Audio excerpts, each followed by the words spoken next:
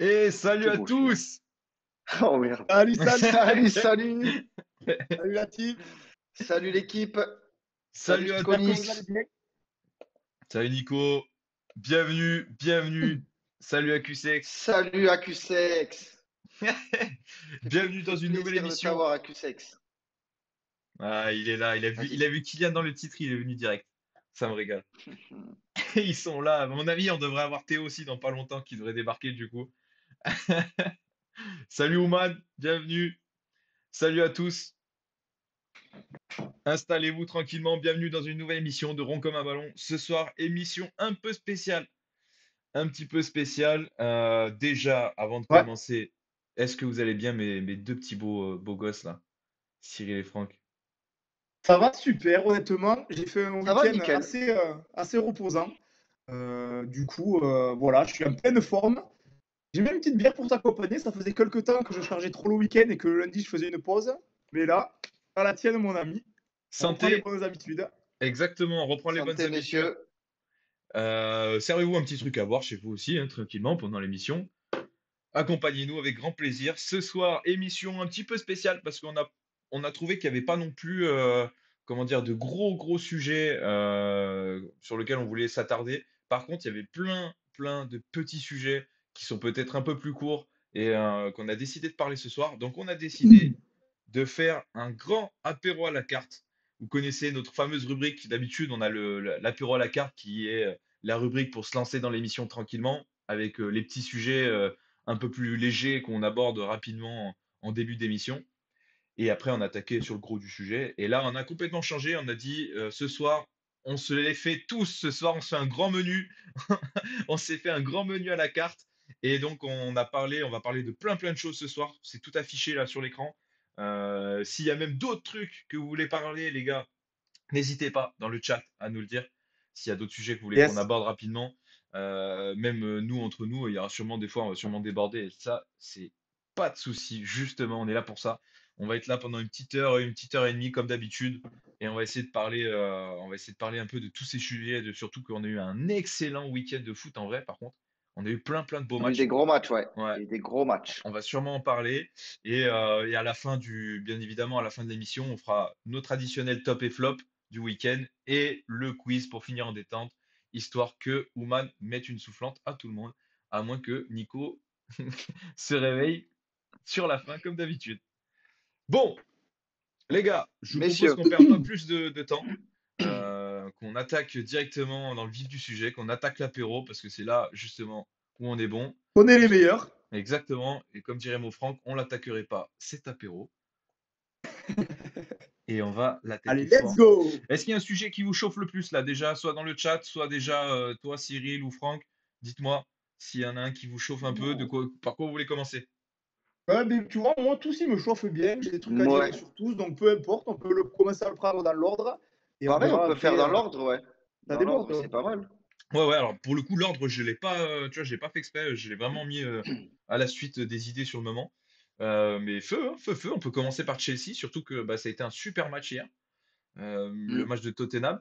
Donc on a mis Chelsea répond présent parce que bah, mine de rien, ils sont là, ils sont là. Grosse victoire hier contre Tottenham et dans le championnat, bah, ils sont présents, ils sont attends, du coup grâce à la victoire, ils sont deuxième vu que Ils sont Arsenal deuxième. Deuxième, a, ouais. a Vu calé. qu'Arsenal a fait un partout, ouais. Ouais, donc deuxième, 31 points à 4 points de Liverpool qui a un match en moins du coup vu que le match a été reporté pour cause de tempête contre Everton, le derby. Donc, gros match hier. Vous l'avez regardé un peu? Ouais, moi j'ai regardé une grosse partie du match, ouais. Et comme souvent avec Chelsea cette année, ben, en fait, tu prends du plaisir à les regarder. C'est une équipe qui est offensive. Ça commence de par leurs latéraux avec Cucurella, avec Madueke. Enfin, bon, hier, il n'y a pas Madueke, mais avec tous ceux qui jouent hier ou habituellement. C'est une équipe qui est ultra offensive. Tu prends beaucoup de plaisir à les voir jouer. Il y a des joueurs qu'on ne voyait pas du tout l'an dernier, comme Fernandez, comme Caicedo, qui étaient complètement perdus. Je pense qu'ils avaient un Ouais. peu de mal à amortir un peu mentalement le prix qu'ils avaient coûté, parce qu'à eux deux, je crois que c'est 250 millions ou un truc comme ça. Et cette année, ils sont présents. Devant, on a un Palmer qui est phénoménal. Il a une patte gauche incroyable. Jackson qui marque. Et puis, ils sont entourés par des Sancho, par des. L'autre, Neto. comment il s'appelle là? Pedro Neto. Neto, il est bon. Pedro Neto, qui joue super bien aussi. Moi, franchement, Chelsea me hype.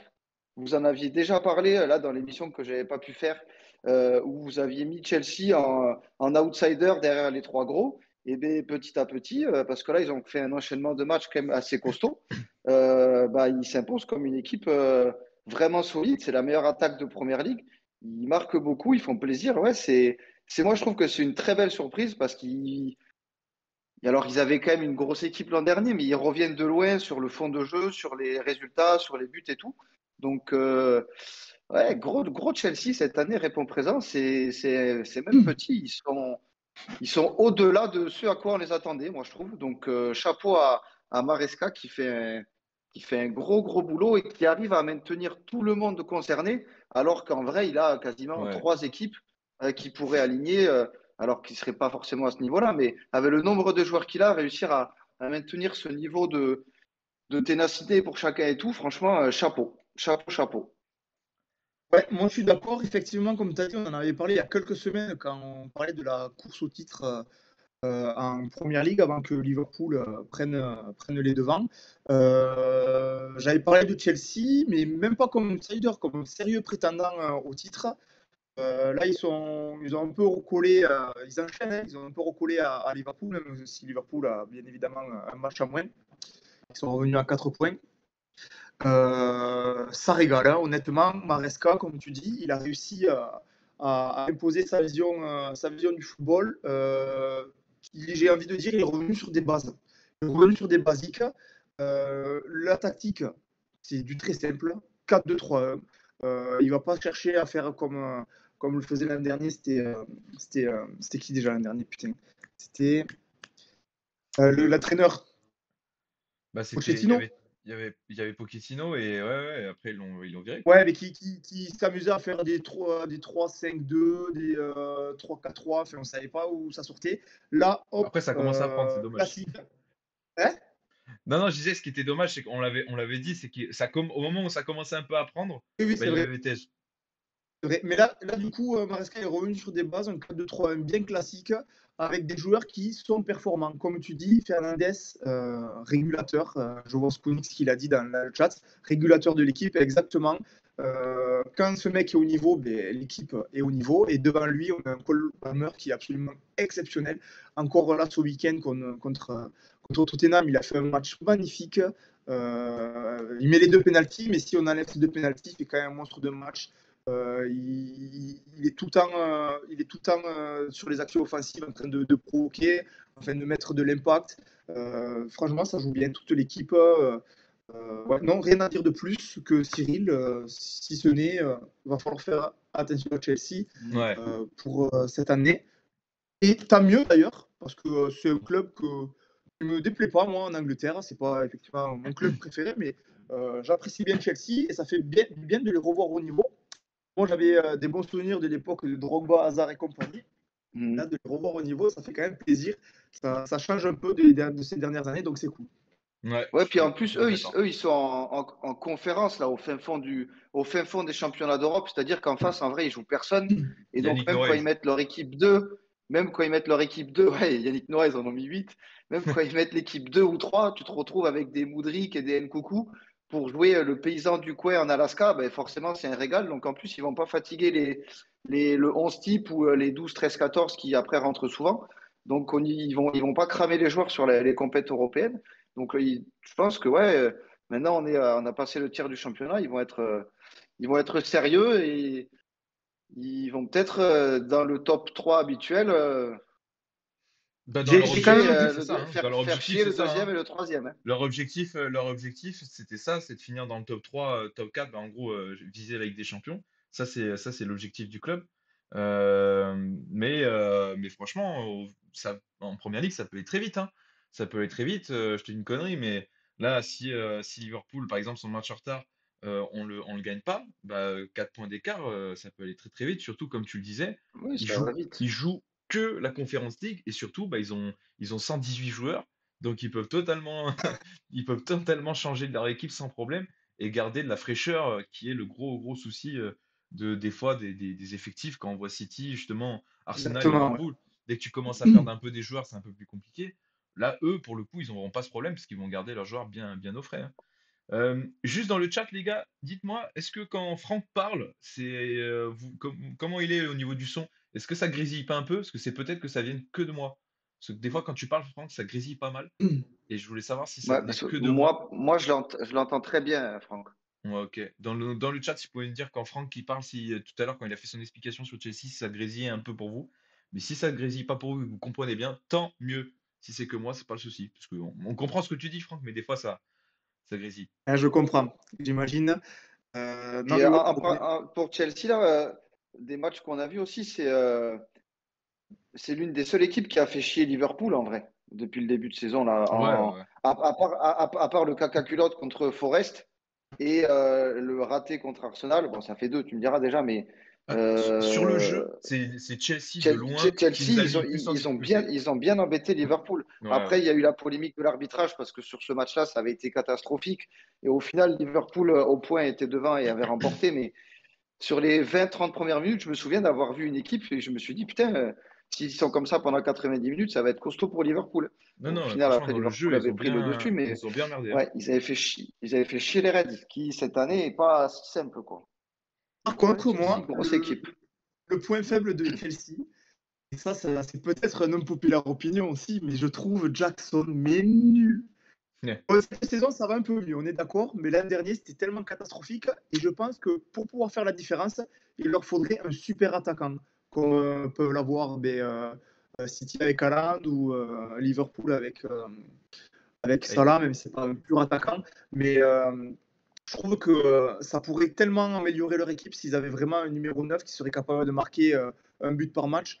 Là, on voit qu'il a du mal. Des fois, c'est Cole Palmer, même pour la plupart du temps, qui joue ce rôle-là. Donc, je trouve que s'il doit y avoir un point faible dans cette équipe de Chelsea, c'est l'attaquant de pointe Ah, que il je le fait jouer, n'apprécie hein, pas quand du même, hein, tout. par contre, J'aime hein. pas du tout son style de jeu. Il Hein. le fait jouer, hein. Il lui fait confiance, par contre, hein. Il le fait quand même pas mal Ouais, jouer, hein. ouais, mais Ah, il Et est titulaire, il va mieux, quand hein. il Moi, je coche trouve qu'il. c'est un la allant feuille de personnel. match, il est Ouais, direct, ouais. hein. Mais je trouve qu'il va mieux parce que Après, je suis autant là. l'année dernière, je l'ai trouvé en difficulté, mais là, je trouve qu'il va mieux. Et tu vois, je regardais un peu ses stats. Ouais, bah, en plus, c'est ce que dit Nico dans le chat, 14 matchs, 8 buts, 3 passes D. C'est plutôt Ouais, correct. c'est propre, hein. C'est plutôt correct, mais Sans prendre les pénaltys et tout, du coup, parce que sans c'est prendre les Palmer pédos, qui ouais. les a. Totalement, ouais. Donc, c'est quand même correct. Mais après, moi, je rejoins Franck sur le fait que dans le jeu, quand tu le regardes, ballon au pied et tout, Ouais, ouais. Ah effectivement, ouais. Ouais. c'est pas un type qui te fait rêver. Tu as l'impression qu'il balance ses grands compas un peu au pif. Et voilà, après, Mais il se bat, par c'est contre, pas tu vois. vraiment c'est pas lui qui décide de où il va. Mais pour le coup, après, en transition rapide et tout, et en finition, je le trouve quand même costaud. Il pèse sur les défenses, il est physique. Je pense que pour un défenseur, ça doit être ultra casse-couille de défendre sur un mec comme ça qui court tout le temps, qui bouge tout le temps, qui est costaud. Il apporte un gros truc quand même. Ouais. Enfin, quand il met Nkoukou en neuf, faux neuf là, un peu à sa place, tu sens quand même que Jackson c'est plus costaud, hein, sur ce poste Moi, de par pur contre, neuf, quoi. on a parlé d'attaquant, mais moi, à Chelsea, par contre, là où je trouve il y a un vrai point faible, c'est le gardien, hein. Au Sanchez, il a encore fait des deux, trois boulettes un peu là. Bon, il n'y a pas eu trop de problèmes. Mais Robert Sanchez, moi, je le trouve pas bon, hein. Et je le trouve pas bon, pas serein. Mais c'est Au vrai pied, que c'est ça une aussi, ça cata. pêche un Moi, il petit me peu. fait Ouais. peur, lui, hein. Ouais, ça aussi, c'est Ouais, vrai que bah, t'es pas. Pour un club qui se veut jouer la première ligue, de ne pas avoir une référence dans les camps, quand même, c'est vrai que c'est quand même un gros souci. Surtout qu'il a, comme tu dis, pas montré que c'était un, un bon à en devenir, hein. Même, d'ailleurs, je crois qu'il est même pas jeune, hein, il doit avoir mon Là, il âge, a je pense. 27 ans. Donc, Il a 27 ans. combien? Ouais, c'est 27. ça. Donc, Je pense qu'ils vont ouais, recruter un gardien. ah ouais, il le faudra, je pense. Il le faudra au bout d'un moment. ouais, Oh, j'en mais profite pour saluer Sergio. Sergio qui est arrivé entre-temps dans notre explication. Sergio. Installe-toi, mon Salut! ami, bienvenue. Justement, ce soir, et vu que tu as raté un petit peu le début, ce soir, on fait un grand apéro à la carte.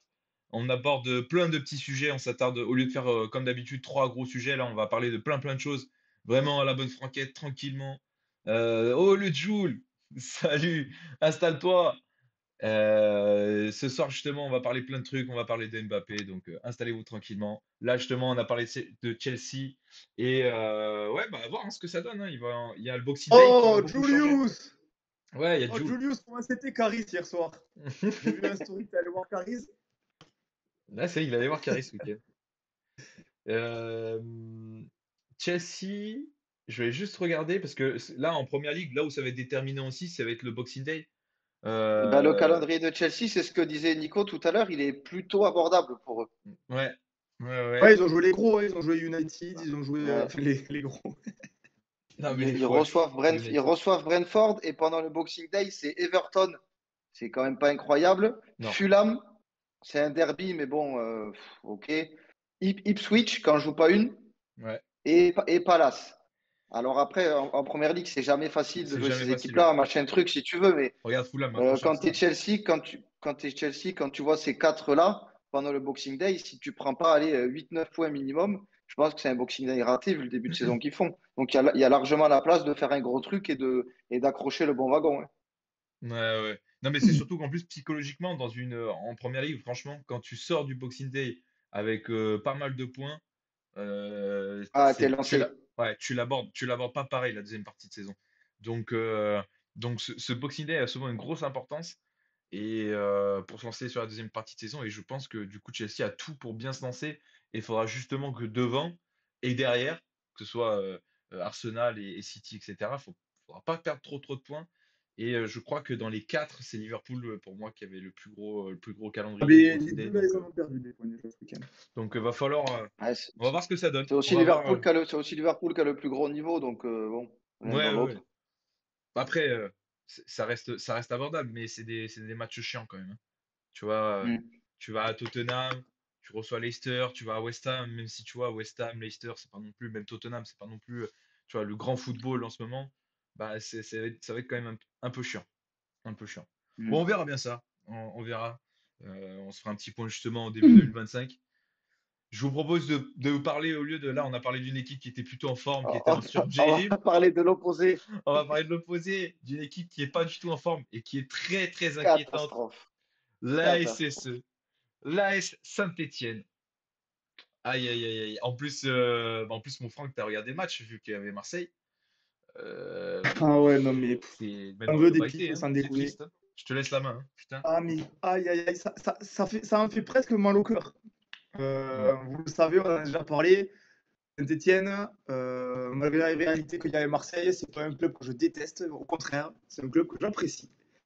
Mais oh là là, qu'est-ce que c'est faible ça! Ça en devient, mais c'est le mot d'ailleurs qu'il y a pour la carte, très inquiétant. Très très inquiétant. Bon après, Marseille aussi fait une bonne saison, donc en fait le fait que Saint-Etienne fasse une mauvaise saison et Marseille fasse une bonne saison, il n'y a pas eu de match en fait. L'écart il était mais colossal. Ils les ont dominés de A à Z, ils faisaient joujou. Les Marseillais, c'est sûr, ils n'ont même pas transpiré. Il n'y a eu que 2-0, mais honnêtement, vu la domination, l'attaquant devant, la Stassin, je pense je ne sais même pas s'il a touché un ballon. Derrière, enfin, je veux dire, ils sont à la rue complet. Au milieu, ils se sont fait manger. Bon, en même temps, nous, on a un trio au milieu qui est absolument énorme. Mais honnêtement, c'était pas que sur. En fait, c'est pas que sur ce match-là qu'ils sont pas bons. Même contre Non. les autres équipes de niveau similaire ou un peu meilleur, eh bien, ils ont quand même énormément de mal. De temps en temps, il y a des fulgurances. On a vu, il y a leur attaquant géorgien, la Davidashvili, qui arrive à marquer quelques buts dans certains matchs contre certaines équipes. Mais il n'y a, y a, y a, y a, y a aucune identité qui se met en place dans cette équipe.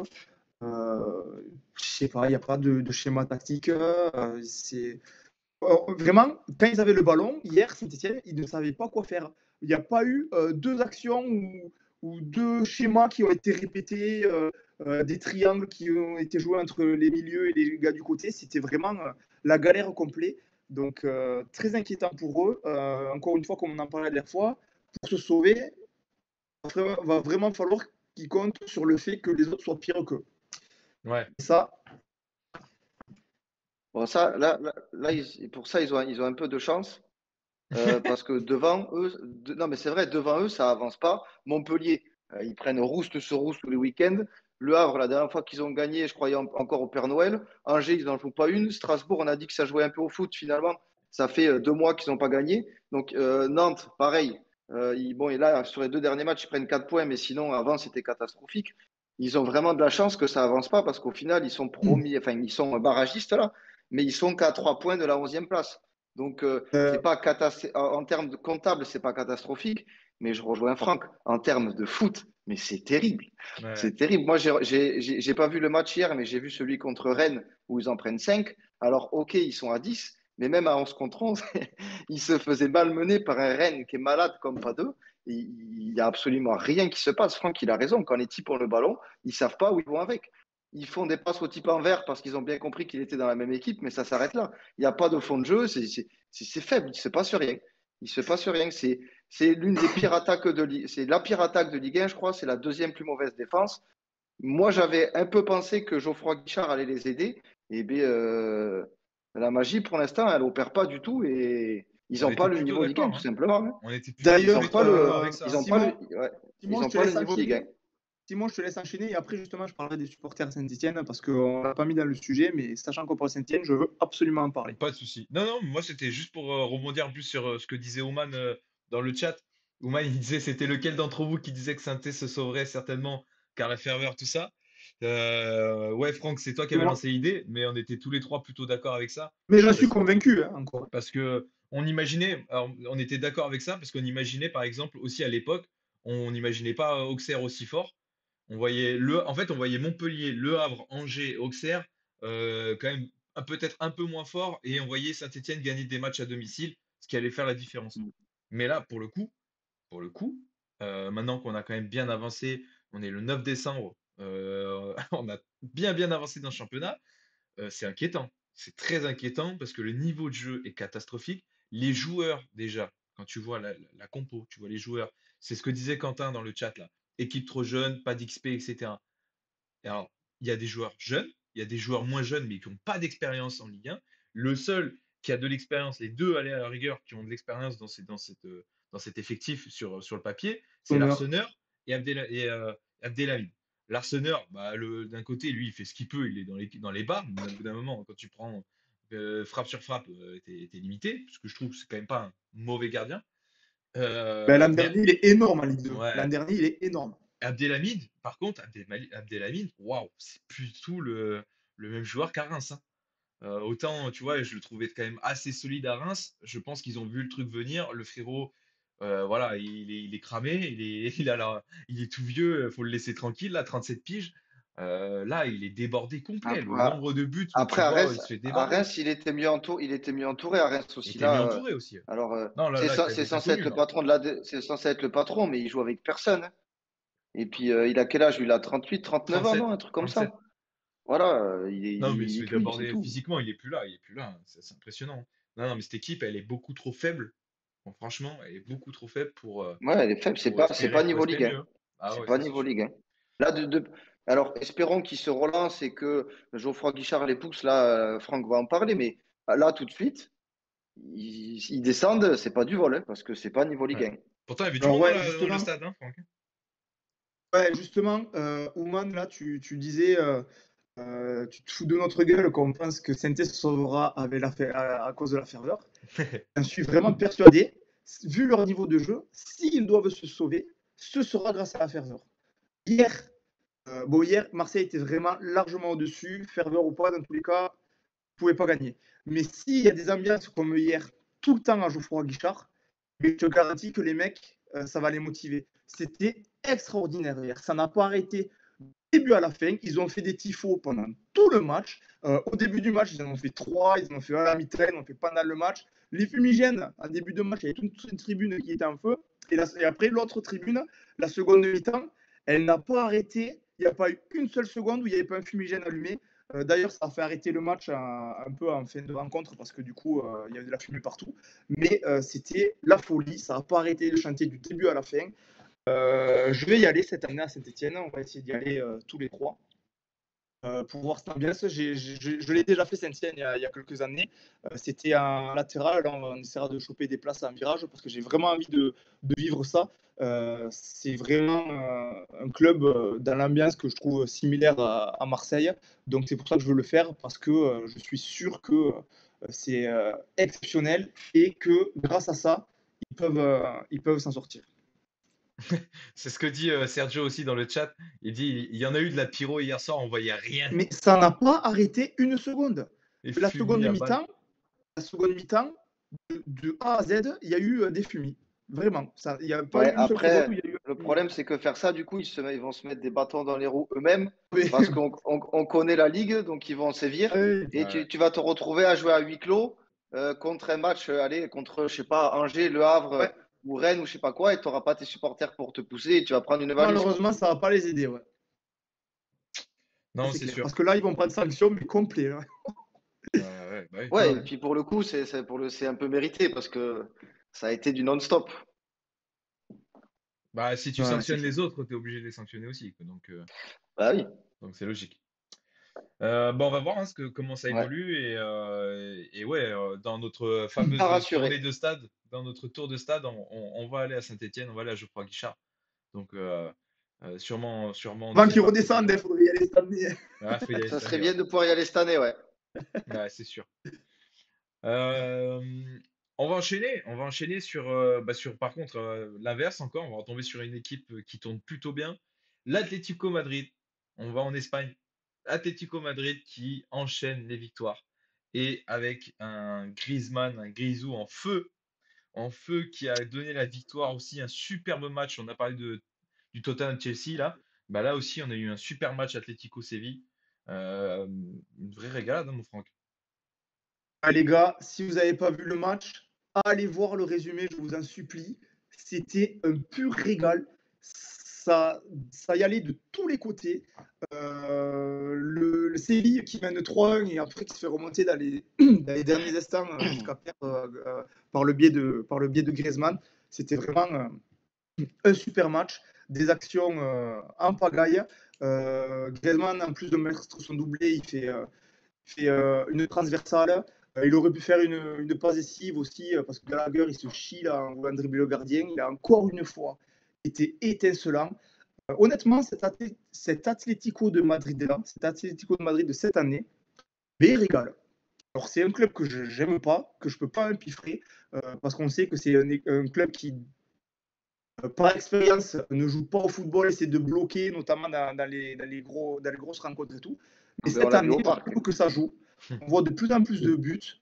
Bon, pour les Français qui ont vu le match de l'Atlético Madrid contre Paris, vous n'allez pas croire ce que je dis, là, ce que je raconte. Mais l'Atlético Madrid, cette année, mine de rien, ça joue. Si, ça joue. Et en plus, ils ont fait un super mercato avec l'arrivée de Sorloth, de Julian Alvarez. Ça fait plein de bons joueurs comme ça pour venir renforcer un peu toutes les lignes. Au milieu, on a Alvarez, notre la première, ouais. enculé d'Argentin que je ne peux pas en blairer, qui est énorme depuis quelques saisons. Griezmann, enfin, il y a toujours dans les buts, toujours Oblak qui tient la baraque et tout. Enfin, bref, honnêtement, allez voir le résumé. C'était vraiment un super match. Et cette année, l'Atlético Madrid, il va falloir compter sur eux. On en a parlé la semaine dernière dans le sujet sur la course au titre en Liga. Mais c'est très, très fort. Ouais, c'est très très fort. Ils sont amenés par un Grisou exceptionnel. De toute façon, il a toujours dit que quand il est heureux, bah, ça se ressent dans le foot. Là, ça se voit qu'il est bien depuis quelques matchs, depuis un peu son annonce de coupure avec l'EDF. Là, on a retrouvé l'énorme Grisou qu'on a connu ces dernières années. Il porte cette équipe. Il est buteur, il est passeur, il est omniprésent dans le jeu, offensivement, défensivement.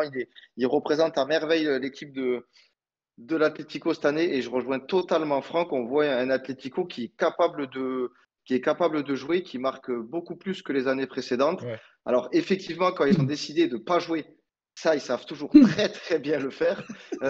J'en ai fait les frais, mais sinon, quand ils se mettent à jouer, ben, on voit qu'ils peuvent le faire et qu'ils sont capables d'embêter des équipes plus ou moins costauds. Séville, ça reste, alors même si je ne peux pas les piffrer, moi, une équipe qui est toujours dans le haut de tableau quasiment en Espagne. Donc, ouais, chapeau à l'Atlético, qui pour l'instant tient le rythme du Real et du Barça, même si le Barça a un match en moins, me semble.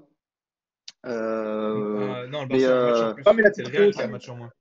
le Real, pardon, le Real a un match en Le moins. Real, Mais mais ils ont le même nombre de ils matchs. suivent les cadors. Ils Le suivent les Real et cadors. L'Atlético l'Atlético, aussi? la Real et l'Atlético, ils ont un match de moins que le Barça. Là, Eh bien, Real, l'Atlético, du s'il coup, gagne son prochain match, ils arrivent, ils remontent à égalité de points avec le Barça. Par contre, le Real, eux, ils ont un point de plus, c'est-à-dire que du coup, ils auraient s'ils un point gagnent, d'avance. Ouais, mais voilà, ils donc passent devant. ils Et sont en plus, vraiment ce au qui est Mais niveau bien, c'est des très deux serré, hein. cadors, quoi. Donc c'est cool, c'est très serré, ouais, c'est bien. Même en Bilbao est plus, pas très loin. Ouais, carrément. En plus, Bilbao a encore gagné hier d'ailleurs. Ouais. ce qui est bien avec cette équipe de l'Atlético, c'est qu'ils ont une ligne défensive ultra expérimentée avec que des vieux joueurs qui ont de l'expérience, que ce soit Oblak, Jiménez l'anglais dans l'axe, mais aussi Llorente sur le côté. Et ensuite, devant, ils ont du coup, dans la ligne du milieu et de l'attaque, on a De Paul et Griezmann qui sont aussi expérimentés. Et Ah, autour ils ont d'eux, Barrios, on là. a que des petites pépites. Pablo Barrios, il est énorme, lui. Simeone. Non, je dis, il y avait Pablo Barrios, qui est énorme, lui aussi. Oui, mais justement, j'allais en Match de fou parler. qu'il est. On a Pardon. donc Barrios aux côtés de De Paul, qui est énorme, il a 21 Ouais. ans. On a Simeone, 21 ans aussi, c'est un feu follet, c'est une pépite.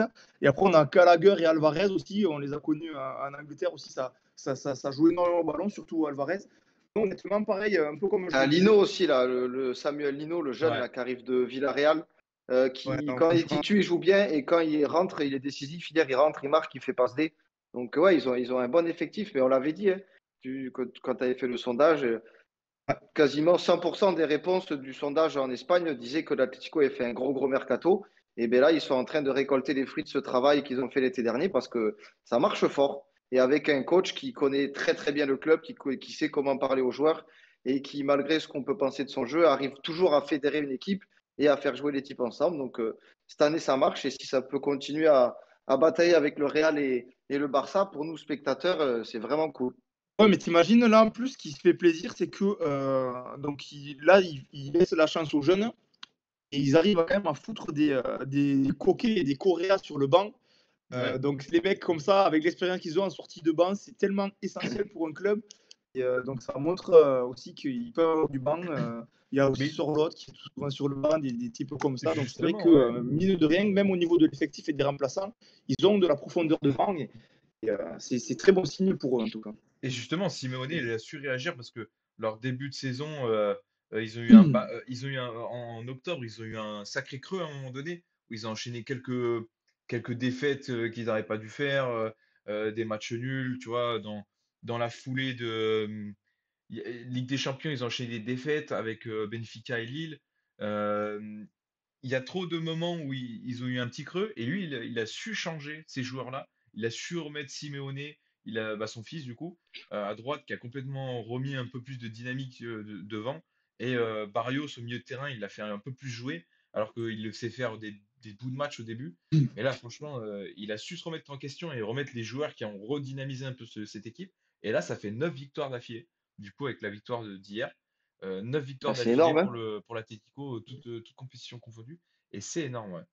C'est énorme. Yes. Et pour répondre à Duche dans le chat, et l'international français au milieu, il devient quoi? Je Hum. suppose qu'il parle de Thomas Lemar. Et bien Thomas Lemar, toujours aucune nouvelle. On ne sait Lui, pas qu'est-ce c'est qu'il vrai fout. qu'il lui, il est perdu, lui. Oh, Ah ouais, lui, il vit Thomas. sa meilleure vie. Il est payé à se branler les couilles toute la journée. Mais il est à C'est un Madrid, beau hein, il se métier, tu me régale. diras. C'est un beau métier. Beau Eh métier, oui, oui. c'est un bon métier. Et attends, je regardais son contrat, il est jusqu'en 2027, hein, Lemar, hein. Il est là encore un petit moment. Putain, t'imagines, ça lui fait encore 3 ans peinard. Après, s'il aime le foot, il va peut-être demander à partir, mais bon. Mais apparemment, il est blessé, Ah ouais. selon les Dans stats, tous les cas, ils selon en les ont infos. beaucoup. Hein.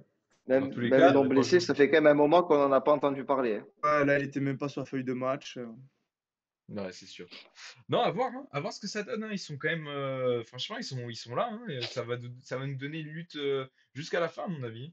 Si ça restait serré comme ça peut être vraiment sympa, hein, cette Liga, en vrai. Alors c'est un championnat à la Ouais, base, on va pas se mentir, c'est un championnat qui nous hype pas plus que ça ces pas du dernières tout années. même. Cette année, il a repris quand même pas mal d'ampleur avec ce Real-là, avec Bellingham, Mbappé, Le, et re- surtout avec ce le retour du retour du Barça Barça. avec Hmm. ses super joueurs, ses super jeunes, Yamal, Pedri, etc. Bah, si en plus de ça, on se rajoute un Atlético Madrid qui revient un peu à jouer, ça peut vraiment faire un truc très Ouais, sympa et nous remettre dedans, hein. on se retrouve dans la Liga d'il y a 7-8 ans, là où l'Atlético allait en finale de Ligue des Champions, faisait chier le Real, faisait chier le Barça et allait jouer le titre quasiment jusqu'à la fin. Donc on se retrouve dans cette configuration-là, c'est cool, ouais. Totalement, totalement. On va voir un peu comment ça évolue et j'espère que ça va continuer comme ça. Bon, messieurs, je vous propose qu'on enchaîne. Alors, je préfère vous prévenir, baisser le son, je pense, quand Cyril va parler. Non, même, non, même pas, même pas. Non, Même alors pas. là, Moi, on va enchaîner. c'est une émission de foot. Moi, je parle que des joueurs de foot. Dans les sujets, bien évidemment, on est quand même obligé d'en parler. De l'interview de Mbappé qui a été diffusée hier sur Click, sur Canal+. Donc, on a mis Êtes-vous convaincu? Parce que du coup, première prise de parole depuis son Je arrivée vous au Real con, Madrid. surtout. Con, ouais. Surtout con, ouais. Franck, je crois que tu voulais commencer, hein? T'avais pas mal de choses à dire, je crois. Eh ben, je te Moi, laisse je vais la main. commencer. Je te laisse la main. Alors, bizarrement, cette interview d'Mbappé, je l'attendais, moi. Je l'attendais, je ne peux pas me le blairer. Je voulais savoir quelle excuse il allait trouver, comment il allait parler de tout ce qu'il vit, de tous ces sujets qui le concernent. Parce que moi, Mbappé, tout le temps, il m'a toujours étonné, que ce soit en conférence de presse ou dans chaque interview. Il a sa communication, elle est tout le temps parfaite. Franchement, c'est un génie de la communication. Je ne sais pas comment il fait. Des fois, j'étais énervé contre lui, je l'entendais faire une interview. Boum, j'étais plus énervé contre lui. Je me disais, putain, incroyable en fait. Donc là, les questions qui lui a été posées, pour la plupart, j'y reviendrai sur un sujet où pour moi il a mal répondu, mais pour, on va dire, 90% des questions, il a répondu à la perfection. Il a répondu ce que tout le monde voulait entendre. Mais cette fois-ci, contrairement à d'habitude, ça manquait de sincérité. Ouais. Et à un point, ça se voyait qu'il mentait. En plus, il ne peut pas nous faire croire, parce que maintenant, on les connaît, les histoires. Il ne peut pas nous faire croire que ça a été tout rose au PSG pendant les 7 ans ou 8 ans qu'il y a passé. Il ne peut pas nous faire croire que du début à la fin, ça a été un plaisir de porter le maillot du PSG, qu'il s'est régalé, qu'il adorait le public et compagnie, alors qu'il le sifflait. Il ne peut pas nous faire croire qu'il n'y a pas eu de polémique avec Griezmann, qu'il aurait été content qu'il prenne le brassard de capitaine. Non, moi je suis pas d'accord. Il y a plein de trucs sur lesquels il a menti.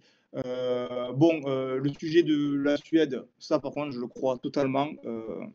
On en avait déjà parlé. Pour moi, il a rien fait. Il est quand même très intelligent, Mbappé. Il aurait 3 paires pour faire ça. Donc, bon, c'est bien qu'ils en aient parlé et pour au moins qu'il puisse s'exprimer sur le sujet.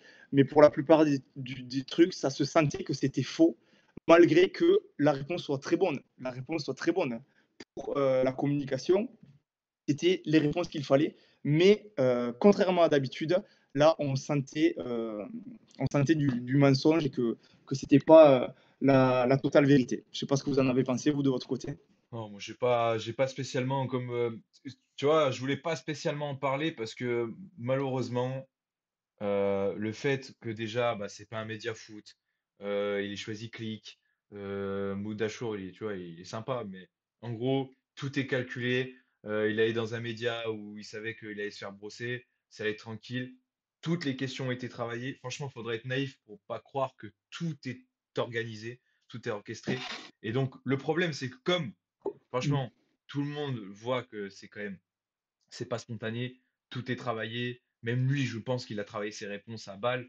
On le connaît justement, c'est fait pour ça. C'est juste Mm. un coup de com pour redorer un peu son image auprès du grand public. Ça a sûrement marché pour ceux qui suivent peut-être un peu moins, ceux qui sont moins, entre guillemets, euh, attentifs ou à son comportement. Mais en tout cas, c'est tellement dommage justement que ce soit autant organisé, autant orchestré, parce que le peu de peut-être de réponses un peu sincères qu'il avait, et ben ça perd en authenticité et on peut pas Ouais, tomber dedans parce que en fait on sait que tout le reste c'est calculé, tout est travaillé, les réponses bien évidemment que toutes les questions elles ont été prévues, organisées, etc. Ils ont essayé de faire comme si c'était des questions un petit peu touchy, alors que tout était bien travaillé. Et bon, bref, moi j'ai pas aimé parce que moi j'ai pas aimé. Ça m'a rien apporté, ça m'a pas redoré son image par rapport à ce qu'il fait. Je l'ai pas trouvé non plus excellent dans ses réponses parce que en fait il y avait rien de sincère, c'était pas authentique. Et c'est ça qui est dommage, c'est que le peu de peut-être de réponses, ça se trouve, qui était très authentique, tu vois, quand il parle de la dépression, etc. Tu sais, son ressenti, ça se trouve, c'est vrai ce qu'il pense à ce moment-là. Sauf que comme ça se mélange et ça se perd dans ce, dans ce, dans voilà, ce, c'est ça. dans cette mer de mensonges, et bah, Et tu crois plus, quoi. Tu sais pas ce qui est vrai, ce qui est faux. De toute façon, tu sais juste, on n'est pas bête, on sait juste que c'est une com, histoire de redorer son image, et voilà, du coup, il a mais choisi moi, son média. je pense que justement que ça a marché, que ça a pu redorer son image auprès de ses fans notamment, parce que justement, étant donné que c'est pas un média football, on a parlé d'autre chose que du football. Il a parlé de sa relation qu'il a avec son petit frère, il a parlé un peu de sa vie privée, Ouais, il les a parlé plein meufs. de choses comme ça. Où justement, à ce moment-là, il était sincère et tu te disais, ouais, quand même, c'est beau, tu vois, il aime son frère, machin, des trucs comme ça. Donc là, tu te dis, ouais, en fait, c'est un super gars, machin, il pense aux autres et tout. Donc là, je pense que ça a redoré son image du fait qu'il y a eu des questions extra-football qui ont été posées. Mais comme tu dis, mélangées au milieu de tous ces mensonges, euh, nous, ça nous a pas eu, quoi. Ouais, Pas trop, non. ils veulent juste l'humaniser, l'histoire avec Par son contre, frère. justement, le seul sujet sur lequel j'ai trouvé la communication nulle, c'est quand il parle du dernier rassemblement de l'équipe de France. Ouais, c'est niquer Voilà, une j'ai tête. pas compris.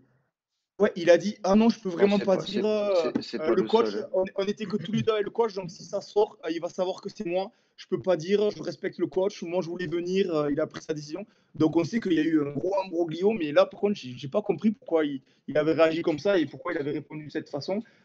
Ça montre encore plus qu'il y a des soucis, avec lui dans le groupe ou entre eux, c'était vraiment Non, bizarre mais cette même réponse c'est. et c'était la seule fausse note, de la communication, j'ai trouvé. Je trouve que toute la com auprès de l'équipe de France, dès qu'il parle de tout ce qui abordait de près et de loin le sujet de l'équipe de France, je l'ai trouvé très bizarre parce que il était très contradictoire à Mensonge chaque fois. sur mensonge Très sur mensonge. contradictoire. Un coup, il te dit non, non, mais l'équipe de France c'est au-dessus, machin, tout va bien et tout. Ouais, ouais. Après, quelques minutes après, il te dit non, mais là, en équipe de France, en ce Laisse moment, ma c'est place. compliqué. Ouais, ouais, en ce moment, c'est compliqué. Et en fait, il est en contradiction à chaque fois sur l'équipe de France. Bah là, c'était le. Moi, j'ai jamais été dans une discussion, c'est les staffs qui ont parlé, etc. Je pouvais pas jouer. Du coup, en fait, ils ont décidé que je devais rester au Real pour me soigner, mais du coup, il a quand même joué. Alors, je vois pas dans quel processus pour se soigner, c'est dans quel processus c'est bon de jouer. Bref. Et en fait, il est en contradiction à chaque fois dans tout ce qu'il dit par rapport à l'équipe de France. Donc ça, tu vois, l'équipe de France, j'ai pas été du tout convaincu sur ce qu'il a pu dire. Je trouvais que c'était vraiment noyer le poisson, quoi. Mon Cyril, Ouais, on non, t'a mais pas c'est encore ça. entendu. Régale-toi. Non, mais Non, mais dis ce que tu penses, non, tu peux non. dire ce que tu as envie, là, En justement. vrai, moi, j'ai pas grand-chose à dire. Vous avez assez bien résumé le truc. Opération de com pour refoutre l'humain un peu devant la star et faire oublier un peu tous les déboires médiatiques qu'il y a pu avoir récemment. Il a voulu, voilà, se rendre humain, nous toucher. Mon frère, je l'aime, j'aurais tout fait pour lui. Voilà, je suis triste, ça se passe pas bien, je suis malheureux. Regardez, la vie n'est pas simple pour tout le monde. Voilà, il a voulu se réhumaniser, comme tu as dit, foutre l'humain devant la star. Moi, qu'est-ce que tu veux? Moi, mon avis, il est fait depuis longtemps. C'est pas cette interview d'un type qui a tout préparé avec l'équipe de com d'Mbappé à l'avance et qui va me faire changer d'avis sur lui. Au contraire, ça me renforce dans le fait que bah, il devient meilleur hors terrain que sur le terrain. Donc, je trouve ça dommage. Moi, j'espérais qu'au Real, il se reconcentre un peu sur le foot. J'espère qu'il va le faire. Ancelotti dit qu'il trouve qu'il joue mieux. Moi, je vais regarder le Real ce week-end. J'ai pas vu un grand Kylian Mbappé. Voilà, sur l'interview, j'ai pas plus à dire que vous. Je suis pas convaincu, Mais je suis pas con surtout. Et du coup, voilà, il me désole, mais tant pis, hein. hyper bien résumé la chose. Ça a Ouais, été précis, concis, parfait. Et c'était ça m'énervait, parfait. t'as vu? Juste avant qu'on passe sur le sujet suivant, vite fait sur son match, tu as trouvé qu'il n'a pas été bon. Alors ça, c'est sûr que dans le Il jeu, il met n'a un pas beau été bon, but. Il met un mais il beau met un beau but. but. Il met pas le plus, il Ouais, met parce qu'il rate le plus il met un facile beau avant, but. et là il met Après, celui-là qui était très dur. Ce qui rate, de toute façon, il aurait été annulé Oui, il parce y qu'il avait fait main main, au début. mais juste Mais par principe quand même. son face à face, c'est un assassin. Ouais, ouais. Juste par principe quand même, tu dois pas le Après, rater autant. après, son but est beau. Son Et but est beau, il n'y a pas justement, de souci. Mais dans le contenu du jeu, il apporte rien. Il ouais, est toujours en surnombre avec un joueur. Il a marché sur Diaz pendant 70 minutes. Il a énormément de mal à se placer en tant que neuf, encore plus qu'il y en a un autre avec lui, parce qu'il joue en 4-4-2 avec Diaz en neuf avec. Moi, je trouve qu'il ralentit le jeu. Il ne s'entend pas avec Bellingham, pas humainement, mais en termes de foot. En ce moment, il ne parle pas le même foot que les autres. Oui, effectivement, il a encore marqué, mais contre Retafe, comme il a marqué contre Leganés, comme il marquera contre Mallorca. Mais après, quand il tombe contre Konaté et Van Dijk, eh ben, on n'en entend plus parler. Quand il tombe contre Kobarsi et compagnie, ben, on ne le voit pas. Et oui, il a des stats, effectivement. Il a mis 11 buts en 16 matchs, c'est super. Mais en prenant les pénaltys, qui en rate un sur deux, et en marquant contre des équipes contre qui, même s'il n'était pas là, eh ben, le Real gagnerait, je suis pas sûr que la prime à la signature et tous les sponsoring qui lui payent tous les ans, ça soit pour ça, quoi. Ah non, j'allais dire une connerie. Donc dans le jeu, non, il est pas Après, bon. c'est le principe de l'émission, Franck, hein. On est là pour dire des Ah conneries, oui, donc qui dit quand il ne tombe te bride contre Van pas. Dijk, Konaté, contre machin, j'allais dire et quand il tombe contre Diakité et Alexandro, mais en fait, il a pas joué contre Lille. Ah, Ouais. Je vais faire la petite Et, blague. on verra demain contre l'Atalanta qui, bon, on va en parler après. ouais, Je ouais, m'arrête bah, là. on en J'ai parlera failli juste faire après. une sortie de route. Oh, c'est pas grave, hein. Peut-être on peut se la permettre, hein. On peut se la permettre, mais on en parlera de toute façon rapidement. Mais on va rester dans l'Italie, justement. Tu parlais d'Atalanta, Et il y a juste événement exceptionnel. Alors, je ne sais pas s'il a prévu des grosses tombées de neige sur toute la France demain, mais Accusex est en partie d'accord avec nous, ce qui est quand même formidable, Ah, surtout sur putain. ce sujet.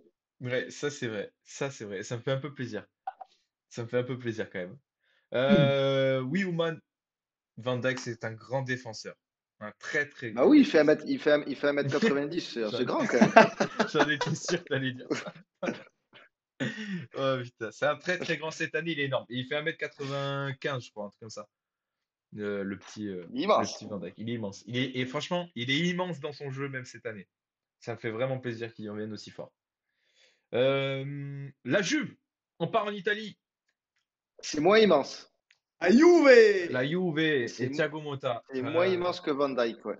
Moi, je vais absolument rien dire sur ce sujet parce que je n'ai vu presque aucun match de la Juve. Le peu que j'ai vu, c'est des aperçus de Ligue des Champions. Quelques résumés par-ci par-là. Ligue des Champions, j'ai dû voir de bout en bout peut-être 30 minutes de la Juve. Donc, j'ai pas vraiment vu le match. Donc, j'ai rien à dire là-dessus. Par contre, je sais que on a des consultants monstrueux. Et mon Franck, il a pas mal de choses à dire sur cette Juve. Et Cyril aussi, tu as vu pas mal de matchs, je crois. Pas quelques matchs en tout Moi, cas. j'ai quelques trucs à dire, mais moins que Franck, donc ça t'embête pas. Franck, je vais démarrer. Vas-y. Euh, moi, je suis un peu déçu parce que faut savoir que j'adule Thiago Motta. Quand on fera nos jeux, pour moi, et rien que pour moi, vous allez voir où est-ce que je place Motta un peu. Donc, j'étais vraiment hype par le fait que Motta aille à la Juve, surtout que la Juve en Italie, c'est une équipe qui me déplaît pas des masses. Euh, mais je suis déçu parce que à part quelques matchs que j'ai vus en début de saison, notamment contre le PSV en Ligue des Champions, là, je crois que c'était le match d'entrée en Ligue des Champions qu'on avait vu avec Franck, où ils avaient fait un bon match et ils m'avaient agréablement surpris. C'était offensif et tout, ça jouait. Sinon, c'est très très pauvre offensivement. Ils ont mis très peu de buts. Ça, à part le match contre c'est l'Inter, là où il y a eu 4-4. Ouais, 4-4. Ouais. Sinon, c'est souvent des matchs à 0-0 ou à un but. Il ne se passe pas grand-chose. Alors, effectivement, ils ne perdent pas, mais parce qu'ils ne jouent pas, il ne se passe rien pendant leur match. Tu te mets match nul à tous les matchs de la Juve, je pense qu'à la fin de l'année, tu es riche. Faudrait essayer d'ailleurs, mais ouais, il ne me hype pas autant que j'attendais. Je suis un peu déçu de ce que propose Mota. Alors, ils n'ont pas non plus l'équipe du siècle. Ils ont eu des Ouais. blessés. Il faut laisser le temps au temps, évidemment, mais je m'attendais à mieux. Et voilà, j'espère ils feront mieux que la place actuelle qu'ils ont en championnat, là, parce qu'ils sont même pas dans le top 5, je crois. Septième, je crois, Euh, septième. ouais, voilà, ils sont derrière la Lazio, ils sont derrière la Fio. Alors, ok, c'est des équipes qui tournent cette année, mais fou, enfin, il n'y a personne chez eux, quoi. Donc, ouais, je suis un peu déçu de la Juve. J'espère que ça va prendre petit à petit, mais quand tu vois une équipe de l'Atalanta qui carbure, la Juve, ils sont à des années-lumière de ça. Hein. Je suis très déçu, en vrai. Ouais, la Juve, c'est un peu le gros point d'interrogation de cette année, que ce soit en Serie A ou même en Europe, hein, parce que du coup, elle fait partie des 3 clubs qui n'ont pas perdu un championnat, avec Paris Mais voilà. et le Bayern. Mais Alors, seulement 6 victoires, 9 matchs nuls cumulés. C'est énorme. En plus de ça, en Ligue des Champions, ils font que des c'est nuls. pas fameux. Pourtant, sur le papier, quand même, quand tu regardes cette équipe de la Juve, tu te dis, mais c'est censé gagner des matchs quand même, cette équipe de la Juve. Ils l'ont toujours fait durant des décennies et décennies. Ils ont tout le temps plus ou moins roulé sur la Serie A. Et là, cette année, ça a du mal. D'autant plus qu'on a un Thiago Motta qui sortait d'une saison fantastique avec Bologne, où il les avait amenés, où il les a carrément amenés en Ligue des Champions.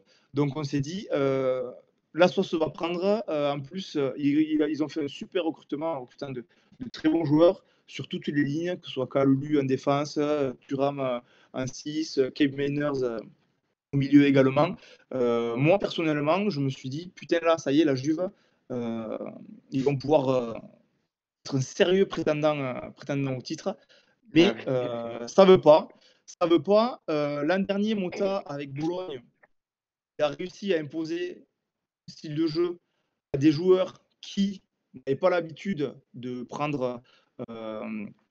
Comment l'expliquer? L'an dernier, Bologne, les joueurs, ils n'étaient pas trop connus. C'était des inconnus. Il n'y avait pas un phénomène à l'équipe qui pouvait prendre ses responsabilités à lui tout seul et aller faire gagner des matchs à Bologne. Du coup, Mota, il a imposé son style de jeu. Et là, ce que j'ai vu un peu dans la presse, en me renseignant et tout, j'ai vu que justement, Buffon, il a un peu mis un petit tacle, bon, pas méchant, mais il a un peu taclé la Juventus, en disant que le problème de Mota, c'est qu'il avait une vision du jeu très particulière et que là, il arrivait dans une équipe où il y avait des joueurs qui étaient quand même déjà confirmés et qui étaient capables de prendre des décisions tout seul. Et bien, il met en place une tactique et il ne veut pas que ça en dévie. Et du coup, il reprochait ça, du coup, à la ça, ça les Juventus, bride un peu.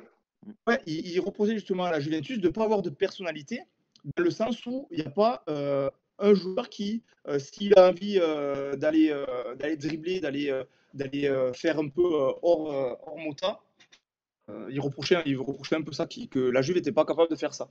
Et bon, Mota, il a répondu en disant que bon, il respectait Buffon et qu'il comprenait ce qu'il disait, mais que lui, dans tous les cas, il avait sa vision et qu'il voulait d'abord que la vision soit comprise pour après pouvoir laisser ses joueurs faire des folies. Sauf que bon, là, on voit que mine de rien, ça mène pas à grand chose. Certes, ils perdent pas, encore une fois, c'est bête de dire ça, mais ils devraient gagner plus de matchs. Moi, j'ai vu jouer le Conceição, là. Mais ce mec, il est excellent là, sur son côté. Il est Franchement, très fort. il régale. Très percutant. Vlahovic devant. Avant, Encore un push. Encore Ah un ouais, push. encore un push, putain. Beaucoup de déchets, mais Le très percutant. Vlahovic, il était beaucoup plus impactant les saisons précédentes. Là, au milieu, tu as un Coupe Miners qui vient de l'Atalanta, justement, qui, pour le coup, lui, il fait un bon début de saison. Mais après, je trouve que c'est quand même. Et Kefren, hein, Effectivement. Thuram. Le français, il y a Kefren Kefren, Thuram moi aussi, j'adore Français. Kefren Thuram, je pense qu'il peut devenir mon joueur, mais il joue pas trop, il joue pas tellement. Alors j'ai vu passer dans le chat qu'il y avait beaucoup de blessés. Oui, il y a beaucoup de blessés dans l'effectif, mais c'est pas non plus les titulaires indiscutables qui sont blessés. Là, l'équipe qui était alignée ce week-end face à Bologne, elle est censée faire qu'une bouchée de Bologne, honnêtement. Elle doit gagner 3-0 net et Ouais, sans balle. quand tu regardes sur le papier, il n'y a vraiment pas photo. Donc, Mota, il va peut-être falloir qu'il se dise qu'il va falloir commencer à peut-être laisser faire les joueurs, laisser faire les pépites, plutôt qu'imposer sa vision qui, pour le coup, n'amène pas beaucoup de buts et pas folle à regarder jouer quand même. Mais en Quand tu fais parlant que de des Mota, 0-0 au D1, il y a Nico qui en parle dans le chat de Ouais. Mota. Est-ce que tu as vu, Franck, ce qu'il a fait? Il a ce week-end pris un rouge, carton rouge. Ouais. il a pris un rouge. Il a balancé la balle dans la ganache de l'arbitre. Non, mais gros. Ah, peut-être, j'avais pas vu ça par contre. Attends, mais ce qui est plus drôle, Ça- c'est qu'il a envoyé du coup le ballon dans la gueule de l'arbitre. Mais ça, je l'ai vu sur les réseaux. Alors que c'était la journée de la sensibilisation sur la violence faite aux arbitres. Le timing est fou. Alors, on sait que quand il était sur un terrain, il avait le sang chaud un peu. Bah, apparemment, même à l'extérieur du terrain, il l'a gardé. Et ouais, il lui a envoyé un ballon. Belle cabine, il lui a fait. Le Ouais, point bah, positif de cette rouge, équipe, il mérite. c'est la défense qui est solide. Hein. On l'a vu, ils prennent vraiment pas beaucoup de buts. Bon, mis à part contre l'Inter, où c'était un match un peu hors du temps avec ce 4-4 de folie. Mais sinon, le point fort, du coup, c'est qu'ils prennent pas beaucoup de buts. Maintenant, il va falloir qu'ils arrivent à en mettre plus, quoi. Parce que Ouais. sinon, Ah, faut qu'ils arrivent à gagner des matchs, quoi. C'est très bien de ne pas perdre, mais si c'est pour faire 0-0 à tous les matchs, au final, vaut mieux en gagner un et en perdre un que faire de nul, quoi. Ouais, oui, c'est exactement, sûr, c'est c'est sûr. ça. C'est sûr. Donc, faut qu'ils se mettent à gagner des matchs. Ouais, ouais, c'est sûr. Je vous propose qu'on du coup, on reste en Italie, hein, avec Ouais. la polémique Ça, de Théo Hernandez. ça, c'est pour lui. Ouais, le joueur du Milan AC, latéral gauche du Milan AC, capitaine du Milan AC, joueur d'équipe de France, Théo Hernandez, et B, ça pue un peu, hein. Je pense que vous avez Ouais, tous un Franck. peu vu dans les réseaux ce qui est sorti. Et Franck, il a un peu regardé, je crois qu'il a un peu tout ressassé. Donc, je te laisse la main Ouais, pour parler de j'ai la fait mon polémique. enquête, les gars. J'ai fait mon enquête. Alors, je sais pas si vous l'avez vu, il y a un journaliste, ou pas totalement un journaliste, un lanceur d'alerte, Fabrizio Corona, comme bien, on boit des Corona. Fabrizio Corona, qui a publié une vidéo où il explique et où il montre aussi également une vidéo où Hernandez il frapperait une femme, puis une gifle à une autre. Enfin bref, c'était un peu le bordel. Alors déjà, faut savoir qui c'est ce Fabrizio Corona. J'ai regardé qui c'était ce mec. Alors c'est un mec qui a des parents journalistes, donc qui a toujours été un peu dans le milieu du journalisme et tout. Puis il a commencé à faire de la télé-réalité, à devenir influenceur et tout. Et entre 2015 et entre 2013 et 2023, il a été accusé de plein de trucs. Association de malfaiteurs, extorsion et tentative d'extorsion contre certaines célébrités. C'était Gilardino, Adriano, Totti, Trezeguet. Oula. Apparemment, il appelle le paparazzo parce qu'il avait des photos compromettantes d'eux. Par exemple, de Trezeguet avec sa maîtresse, de Francesco Coco avec des mecs à poil, apparemment, je sais pas quoi. Et du coup, il leur avait fait du chantage. Après, il avait fait des dépenses de faux billets, de la corruption. Enfin bref, en 2015, il est Quelqu'un condamné d'honnête. à Un 13 ans type bien, ouais. ferme. Il est condamné à 13 ans ferme en 2015. Au con. Et au final, pour des soi-disant soucis de santé, il est libéré au bout de 800 jours. Et du coup, là, quand il a été libéré, il s'est dit: «Maintenant, je vais faire lanceur d'alerte». Et c'est notamment lui qui a donné les noms des paris truqués qu'il y a eu en Italie en 2023. Donc voilà pour qui est ce Fabrizio Corona. Et il faut savoir également qu'il a eu des antécédents avec Théo Hernandez. Bon, je ne sais pas ce que c'était, j'ai pas réussi à trouver, mais il avait des antécédents à Théo Hernandez. Donc, qu'est-ce qu'il reprochait à Théo Hernandez? Donc, il explique dans sa vidéo, bon, il explique qu'au moment des faits, Théo Hernandez, il était sous alcool et qu'il prenait des ballons d'azote qui font rigoler et tout. Donc, à cette soirée-là, il serait apparemment accompagné de Calabria et Giroud. Ça me fume. Au nom du Père, du Fils et du Saint-Esprit, amen. Mais Giroud, il est toujours dans les coups les plus forts. C'est C'est un truc vrai, de hein. C'est vrai. c'est un truc de fou. Donc sur la vidéo, à un moment, on voit très bien à la vidéo, on voit un mec qui se lève, qui certes ressemble à Théo Hernandez, sauf que bon, il n'y a aucune preuve, et qui met une espèce de gifle à une meuf. C'est en boîte de Voilà, nuit, hein. ça, sans raison, C'est en sans boîte de raison, nuit, c'est ce on est qu'il là. explique, sans raison.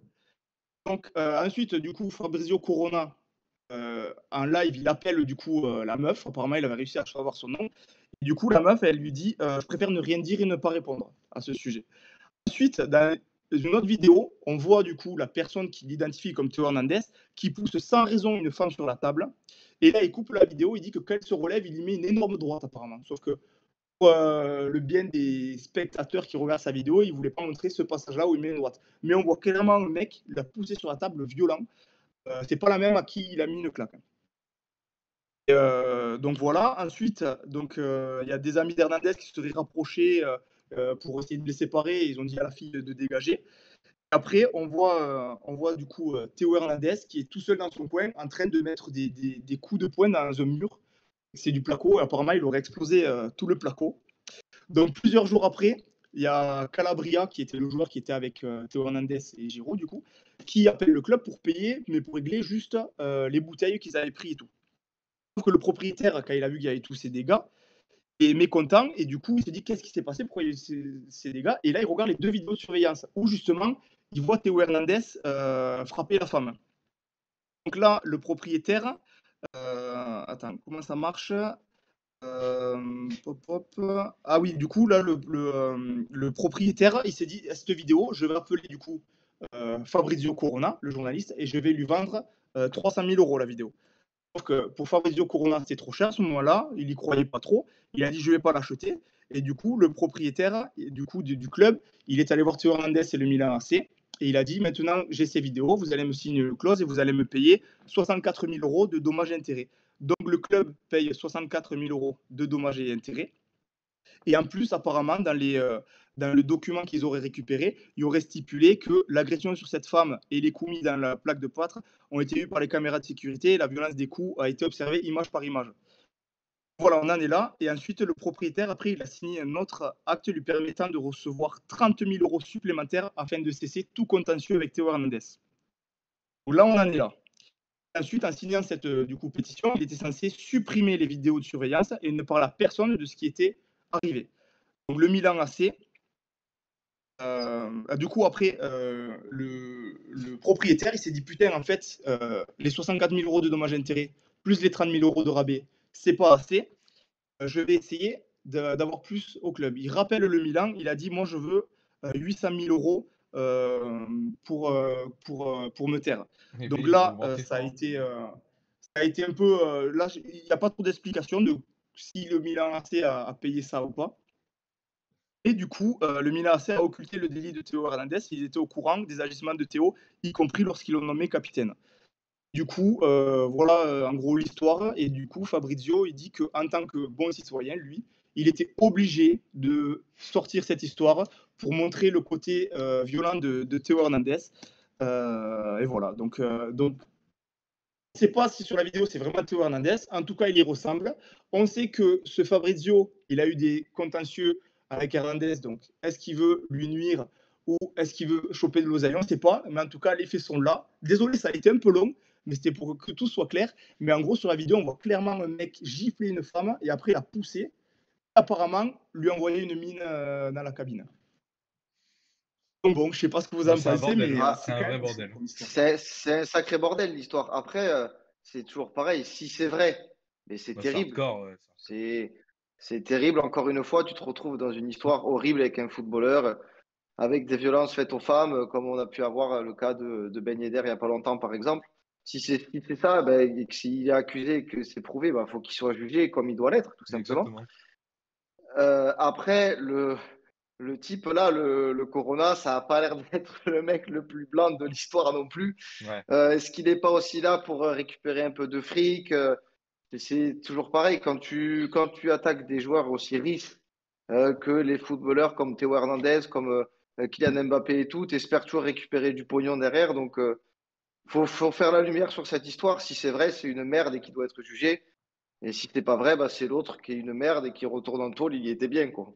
Ouais. En tout cas, si vous n'avez pas vu les vidéos sur Twitter, je pense que vous pouvez les Si, choper. j'ai vu les vidéos, mais Je c'est sais vrai pas, qu'il tu vois, il, ça il, ressemble, il hein, a, il a ressemble, mais une, tu sais pas il a trop. une tête de Théo Hernandez, quand même. Ouais, ouais. Ouais, ouais. Bah, moi, dans Et c'est l'histoire, ce bien, qui c'est de me famille. choque un Hein. peu, ouais, c'est de famille, Ouais, ouais. c'est une belle famille. Moi, ce qui me C'est une choque un belle peu famille. quand même dans cette histoire, bah, ce qui me choque, non, c'est pas, il y a plus choquant, hein, le fait qu'il agresse la femme, ça c'est très choquant. Mais ce qui est un peu quand même toujours Ah, assez il y a le bizarre, Milan. c'est ça, c'est le fait que le club paye pour couvrir son joueur derrière. Euh, alors Et attends, il file le on va pas être brassard de naïf, ça se trouve capitaine et ça, tout, quand même. ouais, on va pas être naïf, ça se trouve ça existe dans d'autres clubs, etc. Mais c'est quand même Oh, c'est sûr. c'est quand même hardcore parce que tu vois, tu as un type qui vient là avec des faits, avec des images et tout. Bon, votre joueur, il a fait ça. Vous me payez tant, c'est du chantage, vous me payez tant et je dis rien. Mais du coup, que le club fasse cette démarche-là, c'est quand même, je sais pas, je trouve que c'est quand Ouais, même mais très, très malsain. Et... le risque d'image aujourd'hui, il est tellement important avec les réseaux sociaux. Tout est décuplé, ça va à 10 000. Et Ben, c'est c'est pour horrible, ça. comme tu dis, mais je pense que ça arrive dans beaucoup C'est quand plus même. de cas Ouais, mais qu'on moi, ne je le vois pense, dans hein. l'autre sens.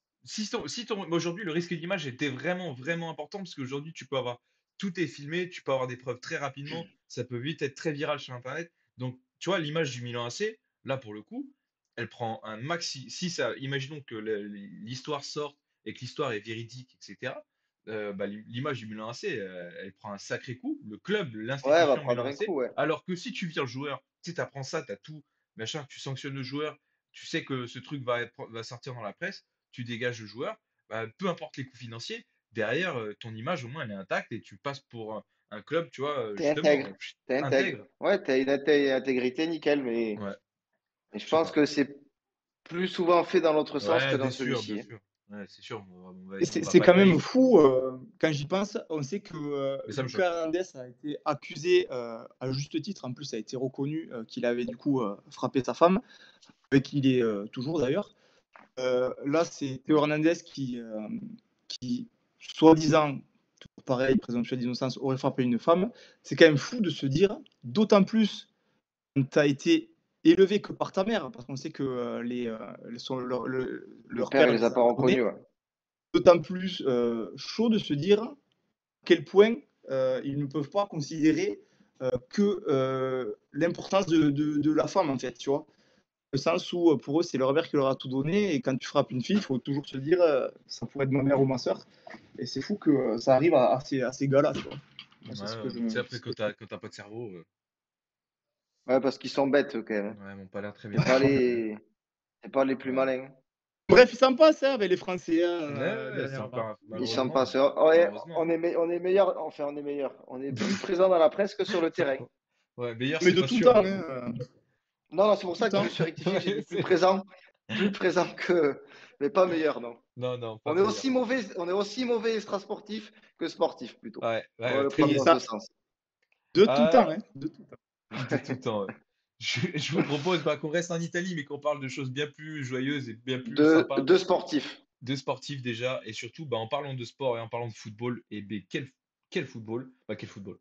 Très belle en tout cas équipe d'Atalanta, qui est justement leader de Serie A, Dans la continuité de l'an dernier, ils sont trop forts. exactement, dans la continuité, qui ont gagné Et du coup d'ailleurs, un gros match contre le Milan AC ce week-end. Vas-y, pense. l'Atalanta qui était mal parti hein, sur les 6 premiers matchs, Eh oui, ils ont seulement 2 victoires, un match nul. C'est-à-dire que sur les 6 premiers matchs, ils ont 7 points. Donc mauvais départ. Et depuis, c'est simple, 9 Ils matchs, ont tout 9 victoires. gagné.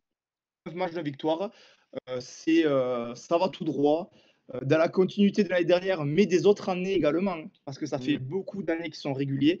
On en parlait l'an dernier du fait qu'ils affrontent Marseille en Europa, donc on a beaucoup parlé de l'Atalanta, mais le travail que fait l'entraîneur, il est fou. Gasperini, ouais. J'espère que ça va tenir. Moi, franchement, j'espère que ça changerait. Ça donnerait un peu de nouveauté, de fraîcheur à cette Serie A qui quand même est toujours dominée depuis des années par les mêmes clubs. Là, j'espère que ça va tenir et ce serait totalement mérité. Et il faudra donner un grand respect du coup à cet entraîneur et cette équipe si ils arrivent à le faire. je vais Ouais, compléter un peu le je truc suis. Vas-y. avec ce que c'est, parce que tu vois, quand on en parlait, ça m'a fait tilt là, du coup, sur l'Atalanta. Dans une converse et tout avec Seb et Nico, donc Seb et Nico, c'est deux potes qui sont donc fans du Milan AC et de l'AS Roma, donc ils suivent vraiment tous les matchs de la Serie A. Justement, en plus, là, on a eu Atalanta, Milan AC. Innocemment, il y a notre Théo qui a demandé sur le groupe si les Italiens qui suivaient la Serie A pensaient que l'Atalanta allait au bout. Est-ce qu'ils vont aller au bout ou pas? Ou est-ce qu'ils sont assez solides pour y aller? On a eu une réponse non, non catégorique. C'est non, c'est faible. Seb, il a dit non, c'est faible. Notamment, par exemple, pour prendre exemple, le match du Milan AC, c'est beaucoup de cadeaux. Il y a eu deux cadeaux, deux pertes de balles qui ont donné qui ont donné en fait suite à deux buts, et que ils n'étaient pas vraiment équipés pour aller jusqu'au bout, et qu'ils étaient plus en sur-régime. Et apparemment, c'est vraiment Et pas assez chaud. Et il le joue de la sur-régime l'an Attends, dernier, ça les a fait gagner ton l'Europa. Seb, il joue de la trompette, ton Seb. Je suis devant les stats là. Non, mais après, Ils ont 2 XG, ils font 17 tirs. Le Milan, ils en font 6, ils encadrent 2. Ils jouent pas au foot, le Milan. Ils se sont fait soulever pendant 90 minutes là. eh Ils ben, jouent de la eh ben, trompette, il faut arrêter. justement, j'allais nuancer en disant, est-ce que après, il sort pas à ça à la sortie de la défaite, que t'as un peu le seum après la défaite en étant supporter, tu vois, est-ce que tu perds un peu ton objectivité? Mais c'est rare que justement lui, qui balance un non catégorique comme ça. Après, il était trop encore, hein. Bah, faudrait que tu lui poses la question sur est-ce que le Milan peut être champion. Tu aurais la même réponse non catégorique dans ce cas parce que enfin, quand tu vois les résultats, parce qu'après, moi, je regarde, malheureusement, heureusement plutôt, je regarde pas beaucoup de matchs de Serie A, donc à part les voir en Ligue des Champions, ces équipes-là, je les vois pas trop. Mais j'ai vu le Milan en Ligue des Champions cette année, c'est pas non plus flamboyant. Quand je vois là les stats du match, alors ok, ça fait peut-être pas tout, mais il n'y a pas match. C'est une équipe qui gagne 9 matchs d'affilée, un peu plus, même toute compétition confondue. Je crois que tu nous as envoyé un truc, ils sont à 15 sim avec la LDC et tout. Enfin, je sais plus ce que tu as envoyé, ils sont à plus de 9 matchs en tout. Ouais, Tu gagnes pas autant de matchs d'affilée si tu joues pas au foot et que tu es si faible que ça. Même si tu joues en Serie A ou quoi, ils sont bien placés en Ligue des Champions, ils sont premiers de Serie A. Ils viennent de battre le Milan, autant de victoires d'affilée. Non, tu es la meilleure attaque du championnat. Ils iront peut-être pas au bout, effectivement, mais c'est une équipe qui est emballante depuis plusieurs saisons, Franck Lindy, qui sort d'une victoire en Europa League en battant une équipe qui n'avait pas perdu un seul match de la saison. Là, ils sont bien partis avec des champions, je crois même qu'ils sont dans les 8. Ça Ouais. fait beaucoup quand même pour une équipe qui est apparemment jugée faible par un suiveur de la Serie A, moi je trouve. C'est une équipe, quand tu le regardes, qui est emballante, qui a des bons joueurs de foot, qui a un coach qui a pu le foot pour réussir aussi bien sur tant d'années avec un investissement sur le marché des transferts qui est vraiment pas énorme par rapport au cadre européen. Donc, Qui chaque effectivement, je année suis perd ses meilleurs joueurs aussi. en plus, ils ont perdu Coop, là, Franck le disait, qui est parti à la Juve. Donc, je suis vraiment pas un suiveur de la Serie A, mais pour le coup, d'un point de vue extérieur, l'Atalanta, c'est une équipe qui est plaisante et surtout qui force l'admiration de par ses résultats et tout ce qu'ils font depuis autant d'années, hein. Alors, ils n'iront peut-être pas au bout parce que sur le papier, c'est sûrement moins bon, peut-être même que le Napoli ou autre. Mais pour le coup, dire qu'ils sont faibles et être aussi catégorique pour une équipe qui marche sur l'eau en ce moment, je trouve ça un peu excessif. Ouais, je sais pas, moi je les ai pas assez Je vus, suis d'accord. honnêtement. Je les ai pas assez vus. Je sais de ce que j'entends, etc. Apparemment, ça joue quand même un peu, mais j'ai pas assez vu moi pour me porter un avis vraiment concret dessus. Non, mais c'est sûr que les trois, malheureusement, j'en sais rien, mais évidemment qu'on ne regarde pas tous les matchs de l'Atalanta, donc on ne peut pas le savoir, mais on était obligé d'en parler parce que enfin ils sont leaders. On entend tellement parler d'eux ces dernières années, sans que malheureusement ils arrivaient à avoir à franchir ce cap de gagner des titres. Ils l'ont fait l'an dernier en toute fin de saison avec l'Europa League. Là, ça continue sur la lancée qu'ils arrivent à faire la Serie A. Mais honnêtement, moi, je dirais un grand chapeau. Et je dirais pas, putain, c'est du vol, c'est pas mérité. Bien au contraire, Gasperini, encore une fois, la tactique qu'il met en place, elle est propre à lui. Il y a peu d'équipes qui jouent comme ça. Moi, je l'ai remarqué l'an dernier contre Marseille. C'est un pressing de tous les instants en première mi-temps. Et après, tu mets tellement un pressing, tu essaies de fatiguer tellement les équipes adverses qu'après, en seconde mi-temps, tu peux voir venir et essayer justement, vu qu'ils sont fatigués, jouer la profondeur, écarter et aller les finir. Mais moi, j'espère que ça va tenir pour avoir du changement dans ce championnat où c'est toujours les trois mêmes équipes, mis à part Naples dernièrement, là, qui gagnent le championnat. Je le rejoins à 100%, mon Franck. Totalement. Je vois que dans le chat, t'as Nico Skonix qui mise sur eux, sur l'Atalanta, et Ouais. après il a dit même si Et l'Inter reste Nico en favori. il aime vraiment bien l'Atalanta. Nico, depuis pas mal d'années, déjà l'an dernier, il avait dit que c'était, enfin, avant la confrontation contre Marseille, qu'il fallait s'en méfier et tout ça. Il les aime bien, ouais.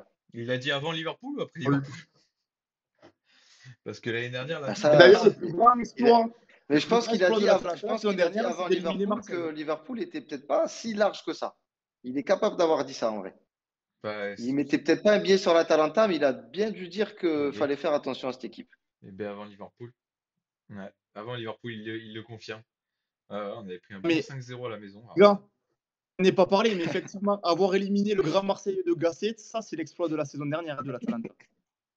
oui, alors que le Liverpool de Klopp, c'était peut-être une procédure, quoi. Ouais, voilà. J'avoue, il y a le Liverpool de Klopp et le Leverkusen de Xabi Alonso. Et il nous balance l'OM de Gasset. C'est monstrueux. Oh putain. Et bah tiens, on va parler du Marseille de Gasset, mais tu vas nous parler du Marseille de Serbie. Parce que Attends, alors attends, je vais chercher les popcorns. Je vais attends, chercher parce les que popcorns. je fais un petit teasing. J'en ai marre de parler, là. Attends, mais oui, mais Parler. quand t'es excellent, gros, quand t'es excellent, t'es là, t'es présent, t'es le capitaine, t'es présent. Parce que je vous fais un petit teasing, messieurs, dames. Donc, ce week-end, on reçoit un message de notre Franck Lartigue sur notre groupe, où on parle bien évidemment ballon, et il nous dit, ça y est, j'ai compris. J'ai compris la tactique de Zerbi. J'ai totalement compris ce qu'il veut mettre en place, et c'est logique. Et donc, moi, il me tarde Ouais, j'ai dit vraiment, ça, c'est vrai.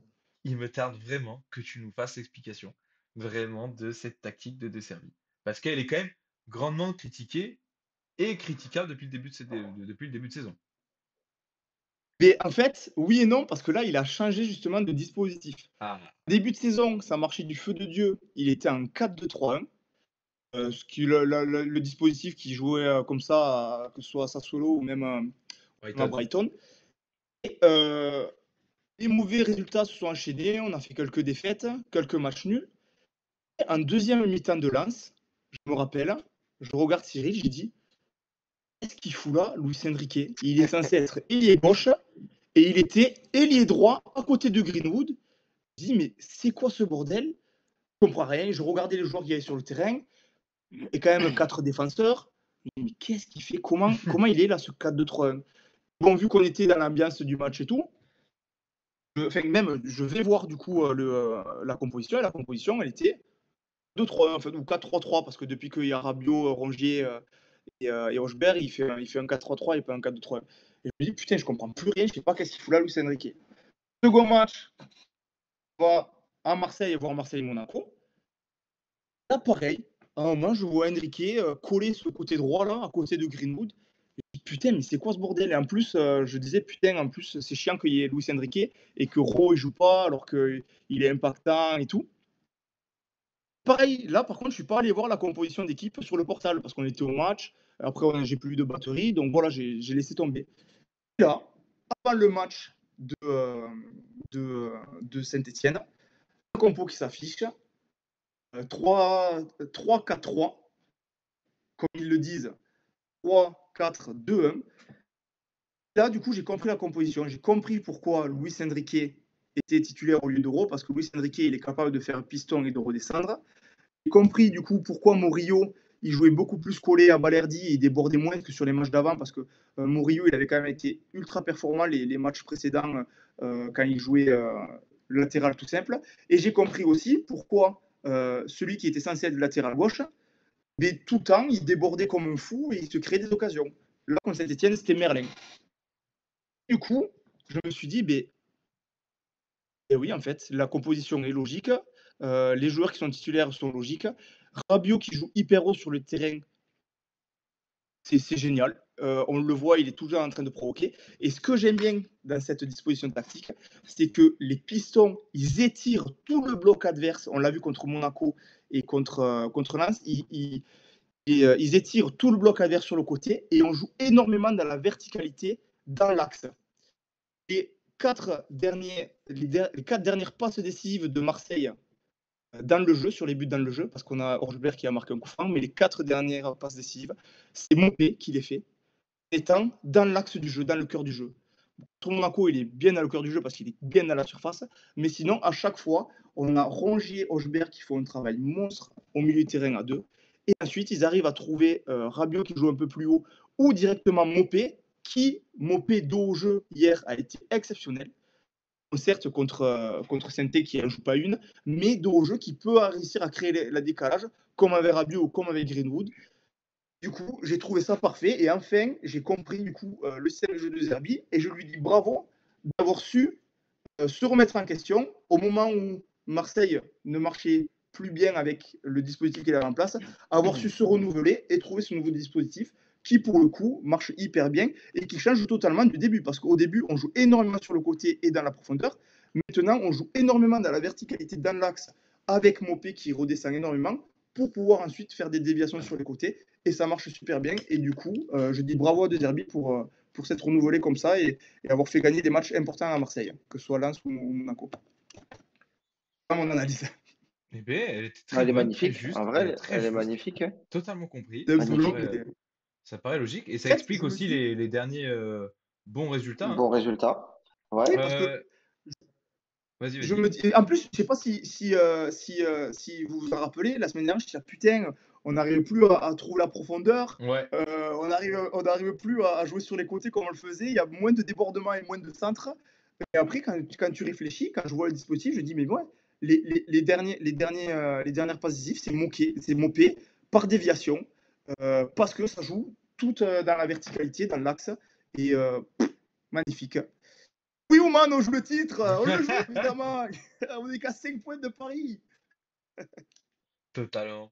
J'en profite juste pour dire à Duche que, parce que je vois qu'il parle de Saint-Étienne, on est totalement d'accord avec ce que tu viens de dire. On en a parlé un peu plus tôt dans l'émission, au début de l'émission, que c'était l'équipe la plus faible de Ligue 1.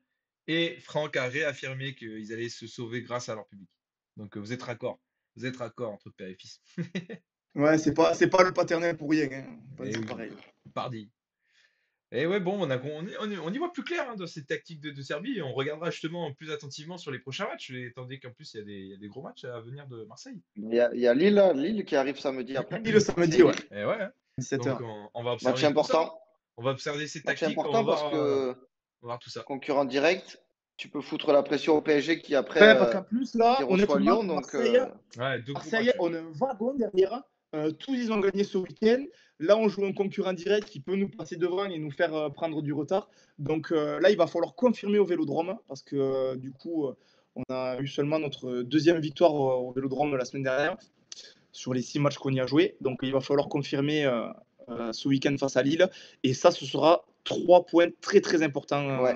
Et puis en plus, Surtout que, c'est la Coupe de France, donc c'est le dernier match de championnat. Donc surtout qu'en plus, Paris, en plus, c'est ce qui reste dans la tête. surtout que Paris joue contre Lyon dimanche et ils sont capables de perdre des points. Oh, oh que Si, oui, on va en si parler à la fin. Lyon gagne contre Bon. Paris, si Lyon gagne contre Paris et que Marseille gagne, même que Monaco gagne, ça peut bien relancer un peu le championnat. Le Mais resserrer même si Lille gagne, hein, et redynamiser un peu tout même ça. si, même si c'est Lille qui gagne, parce qu'au final, Même ça si c'est fera Lille le qui même gagne, ouais. nombre d'écarts de points que. Et même s'il y a match nul au final, parce que tu récupères toujours un point, tu te retrouves À 4. à 3 points. Non, tu seras à 4. À 4, ouais. Ouais. Fait Mais 4 matchs, t'es c'est là, hein. 4 points, c'est une victoire, grosso modo, tu y es, quoi. Tu gagnes la confrontation directe contre l'équipe et tu y es au cul. Ouais. Mais je pense qu'il y aura un vainqueur dans ce match Lille-Marseille. Je pense pas qu'il se tourne en match nul. Monaco, je Et sais pas bien, contre qui ils jouent. à voir si Marseille arrive à résister un peu à la pression du Vel, là. Ils l'ont bien fait contre Monaco. À voir, déjà, après, jouer contre Lille en ce moment, c'est compliqué parce qu'ils ont 70 pénaltys par match, les types en face. Donc, c'est plus facile de gagner. Au moins, ça permet à quelqu'un d'être meilleur buteur du championnat. Mais tu m'étonnes. Après, faut les mettre, ces Tu lui ténors, hein. enlèves les Apparemment, c'est pas si pénaltys. facile. Tu lui enlèves les pénaltys, il est à la bagarre avec David Ashvili, le machin. Je Faut arrêter, hein. ne fais pas le malin parce que Greenwood, il en a eu pas mal aussi des pénaltys. D'ailleurs, Greenwood, les gars, qui tire les pénaltys du pied droit alors qu'il tire les coups francs et les corners du pied gauche. Qui pour hier, pour le coup, il l'a raté. Il rate, heureusement, ça lui revient dessus. Mais Bon, Bon ça match de change pas Greenwood. trop l'issue du match, hein. Dans l'ensemble, bon match de Greenwood, Franck, ou pas? Pas trop de ouais, ce que ouais, j'ai ouais. vu, moi. Ah, Ouais, là, du coup, sur les j'ai réseaux, bien c'était pas aimé. fou. Bien aimé, en fait, avec Rabiot, tous les deux, ils sont positionnés juste derrière l'attaquant. Et en plus, lui, Greenwood, qui aime bien avoir le ballon, il peut vraiment jouer partout. Bon, certes, Rabiot joue toujours un peu plus bas que lui, mais du coup, ça lui permet vraiment d'être un peu numéro 10, de jouer un peu comme le faisait Payet à l'époque, de pouvoir aller à droite, à gauche comme il le souhaite, sachant qu'il sait qu'il y a Enrique qui est piston qui peut prendre le couloir droit ou Merlin qui prend le couloir gauche. Non, hier, il a été meilleur, mais encore une fois, c'est parce qu'en face, tu pouvais faire ce Il y que tu avait voulais. que dalle. Ouais. Moi, c'est les gros matchs que je retiens et contre Monaco, ça n'a pas été ça. Bon. Eh bien, on verra ça. Encore une fois, hein, le Rabiot, Hojbjerg, Rongier, Ouais. voilà, que Gros, du gros niveau. milieu de terrain. Gros milieu de terrain, ça c'est vrai. Ouais, Je vous ça, on en propose avait déjà parlé, ouais. putain, on avance dans le temps, j'avais pas vu l'heure, on avance, hein. Ouais, 22h27, ouais. ouais. On a encore quelques sujets à parler, mais après celui-là, ça va aller assez vite parce que moi je voulais quand même aborder ça parce que Oh, c'est abusé ce qu'ils même le font, c'est derby, hein. Arsenal. Ouais, ça va aller vite. Mais Arsenal et ses corners. On va retourner en Angleterre, je vais Ah, parler d'Arsenal et ses corners. ils sont trop forts. La stat est furieux, je crois. Ils ont marqué 22 buts, je crois, un truc comme ça, sur corner. Bref, c'est énorme. Ils ont encore marqué d'ailleurs ce week-end sur corner avec Saliba. Saliba, Le coach, c'est un Français. Le coach oui, Nicolas Jover, là, ou Jové, je tout sais à pas comment on fait. dit. Mm. Euh, Jové, je pense, vu qu'il est français, mais ouais, c'est vrai. Qui met en place cette tactique qui paraît quand même plus ou moins simple, hein, parce que c'est toujours les mêmes, hein. C'est juste que c'est extrêmement bien exécuté. Je sais pas si vous voyez un petit peu, Oman, en plus il va nous confirmer ça, mais les corners d'Arsenal, en soi, c'est des corners pour la plupart rentrants, c'est même à rentrants, toutes. tendus, tirés sur à peu près dans la masse dans le gardien, parce que tu as un amas de joueurs qui est quasiment sur la ligne de but. Tu as toujours un joueur qui fait une sorte d'écran au gardien adverse, sans faire faute. En plus, c'est souvent bien joué. et souvent même, ils partent un peu du deuxième poteau pour couper au Hmm. premier. Et par contre, bah, c'est extrêmement bien tiré à chaque fois, que ce soit Odegaard, en rentrant pied Saka, gauche Rice. et Saka ou alors Rice, Declan Rice. Putain, moi j'étais choqué de sa qualité de pied parce qu'à chaque fois, il les met parfaitement. Ça vient souvent de son côté là, du corner gauche, du coup, rentrant pied droit. Gabriel, il a mis une chier de but avec ça. La Saliba, en ce moment, il n'y arrive pas aussi. Donc, impressionnant. Ils sont ultra efficaces. Mais moi, tu Et vois, ils je ont raison de suis, travailler ça. je suis content. Je suis content de voir des buts sur corner parce qu'on en voit de moins en moins. Je sais pas si c'est une impression que je me fais ou si Ah c'est non, la pas du tout. réalité. C'est Depuis la plusieurs réalité. années, on voit moins de buts sur des centres ou Mm. sur des coups de pied arrêtés ou sur des corners. C'est beaucoup plus de buts dans le jeu. Il y a les buts de la tête sont de plus en plus rares. Sur les corners, ouais, comme je le dis, ou même sur, on voit personne déborder, centrer. Tout le temps, les gens ils essaient de rentrer dans la surface ou même de rentrer dans le but avec le ballon. De voir des buts de la tête, de savoir que tu as des bons joueurs de la tête, ça peut permettre de se créer de plus en plus d'occasions, d'avoir des centres de loin. Et sur les coups de pied arrêtés, comme par exemple pour Arsenal, c'est un gros plus parce que du coup, ça fait à chaque fois, c'est une vraie occasion de but, quoi, tu vois. Mais Après, oui, mais en pour. fait, c'est ça que le foot a oublié, c'est que le corner, de base, c'est à obtenir un corner, ça tue. Bien C'est sûr. une putain d'occasion de centrer un truc direct et t'es dans la surface directement. Sauf qu'aujourd'hui, allez, peut-être pas 70, mais 50% des équipes, elles s'amusent à faire les corners à deux, à jouer à la baba, à la retourner, à faire des trucs, à Ça tourner me autour de la tend, surface. ça, putain. Et, et d'ailleurs, sur les corners tirés à deux comme ça, alors il peut que ça occasionne des trucs dangereux, mais il y a quasiment jamais de but qui viennent de ces corners tirés à deux de merde. Arsenal, il a raison, Franck a totalement raison de faire ça. Ils sont ultra efficaces offensivement et aussi défensivement, c'est-à-dire que sur les coups de pied arrêtés défensifs, ils les travaillent aussi énormément avec le coach là, et Ouais. ils prennent quasiment aucun but, eux, sur coups de pied arrêtés défensifs. Et Et, ben, être aussi fort dans tes surfaces, mais ça donne une équipe qui fait partie des tops équipes sur les deux, trois dernières années. je rebondis, ouais, totalement, et je rebondis sur ce que dit Ouman, c'est quelque chose que les équipes en général négligent, alors qu'Arsenal travaille vraiment là-dessus. Je vais même aller plus loin. Surtout en Angleterre. En Angleterre, en Première Ligue, c'est quelque chose qui est quand même plus dans les habitudes des clubs d'avoir des spécifiques euh, et surtout de beaucoup travailler les coups de pied arrêtés et notamment les corners. Liverpool les travaille beaucoup aussi, par exemple. On est quand même assez performant sur les corners depuis ces 2 dernières années. En plus, on a des très bons tireurs et on a des très bons joueurs pour la réceptionner et pour mettre des très bons joueurs de tête. Mais tu vois, on a eu un moment donné aussi, il y a 3 4 ans, on a eu un spécifique pour les touches. Parce qu'on avait énormément de déchets sur les touches. Et en fin de compte, bah, tu te rendais compte que grâce à cette rectification, tu avais, une 50% de plus de, de mètres de gagner en fait, ou D'occasion, ouais. d'occasions après créées, etc. dans la foulée. Ah Mais oui. c'est vrai que c'est quelque chose, par exemple, en France, c'est absolument pas travaillé. Au PSG, je sais que c'est pas travaillé, de ce que j'ai lu et Oh ce que que j'ai non. entendu. En plus, Enrique, je crois qu'il est pas fan du tout de ça. Non, Euh, on tire pas un corner correctement et derrière, ouais. dès qu'il y a corner ou coup franc, il y a but. Non, mais après, t'as pas, je veux dire, t'as pas non plus des monstres physiques, mais tu vois, même si t'as pas des monstres physiques, Ouais, les ça va, corners à hein. deux, par exemple, les corners à deux, Pacho si et c'est bien Marquinhos, il faut travaillé, 1,90 m, ils ouais, sont bien censés sûr. être bons de la tête, hein. Mais si c'est bien travaillé, en général, tu peux faire des belles choses. Mais là, non, non. Ouais. Non, Ouais. en Angleterre, c'est beaucoup mieux travaillé. Et là, Arsenal le font à la merveille. Franchement, ils le jouent à la perfection. Et en Euh, plus, je veux dire, enfin, quand tu es défenseur, tu sais que c'est peut-être ton seul moment de marquer. Donc, tu es encore plus motivé à l'idée de te dire putain, je vais envoyer une tête, je vais mettre un coup de boule, je vais marquer, je vais délivrer mon équipe. Donc, moi, si j'étais défenseur, je pèterais les plombs de monter pour rien parce que mes coéquipiers le jouent à deux. Donc, je dirais Eh c'est trop bien, important de le jouer. On va se donner combien à de fond, ne fois vous inquiétez Marquinhos, il pas. a pété des câbles? Même si vous faites 1,20 m devant, moi je vais m'en occuper. Je suis défenseur central, je fais 2 mètres. Vous inquiétez pas, je vais vous libérer. Je me rappelle à l'époque, Thiago Silva et David Luiz, gros, ils mettaient le nombre de buts qu'ils ont mis sur corner, c'était abusé. Ouais. C'est Thiago Motta qui les tirait. C'était offert aussi, gros. C'était que des galettes. ouais, t'avais même Di Maria aussi après qui mettait des galettes aussi. Ouais, après, il y avait Di Maria, oui. Il y avait pire, ouais. Ouais. Un match où il n'y avait Maintenant, pas c'est Di Maria. Asensio. Ouais. Un match où il n'y avait pas Di Maria, il n'y a pas la qualité d'un Di Maria et tout, c'est le derby Nantes-Rennes. Je l'ai absolument pas vu. J'ai vu le résumé. J'ai vu qu'il y a eu des rouges. J'ai vu que Sampaoli, il a pris un rouge sur la fin. Tu Bon l'as vu? derby Tu l'as comme vu on le les match? aime. Tu l'as vu le match, toi, Franck? Le résumé, pareil. Un bon derby comme on les aime. Super but à la fin du temps pour venir clôturer un beau derby, c'est toujours génial. C'est pas contre ton équipe. Et Nantes qui prend 3 points très importants. Ça faisait 10 matchs était sans victoire. 10 matchs d'affilée sans victoire. Il était essentiel pour Nantes de prendre 3 points pour pouvoir un peu sortir la tête de l'eau. Dites-vous que en prenant ces 3 points alors qu'ils étaient à 10 matchs sans, sans La victoire. victoire, ils sont 13e. Pour vous dire à quel point ça n'avance pas derrière. C'est à égalité de C'est quand points même que fou. Rennes, hein.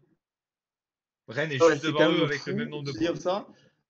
Et ça montre encore plus aussi le fait que Rennes soit hyper malade cette saison.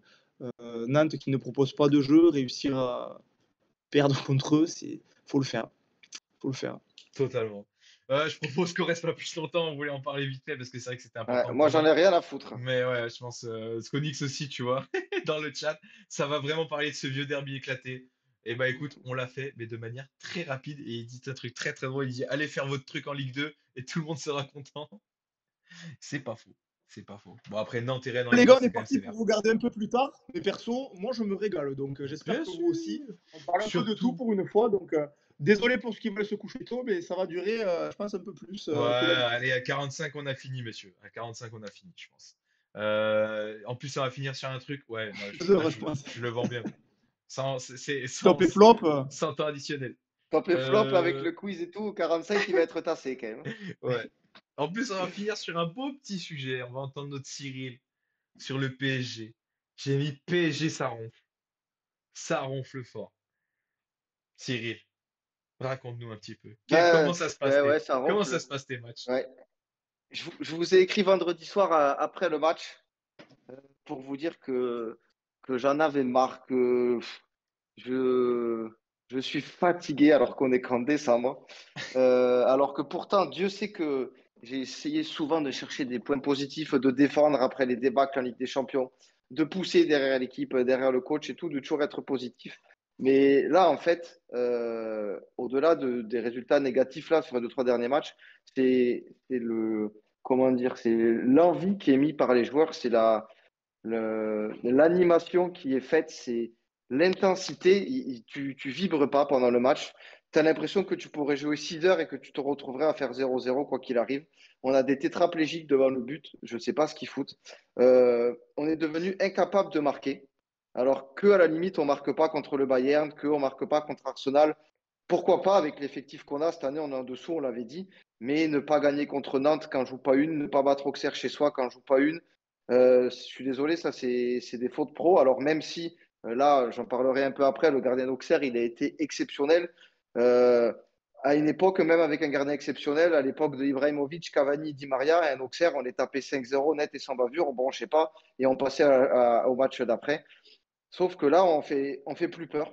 On fait plus peur. Les équipes qui nous reçoivent, elles savent qu'en en faisant un bloc bas, qu'en bloquant les deux latéraux et les excentrés que sont Nuno Mendes et Hakimi, et ben, tu vas empêcher le PSG de jouer. Euh, Quand on passe, nous, verticalement, comme peut le faire l'OM là, depuis 2, 3 matchs, on est incapable de le faire. Euh, Vitinha, cette année, je ne le reconnais pas. Il fait plus de Mm. passes qui cassent les lignes. Avec le Portugal, il le fait, il est énorme. Ouais. Donc, je me dis que peut-être ça ne vient pas que de lui, mais un peu des consignes qui lui sont données. Un peu à l'image de ce que disait tout à l'heure Franck avec Mota qui bride un peu les joueurs.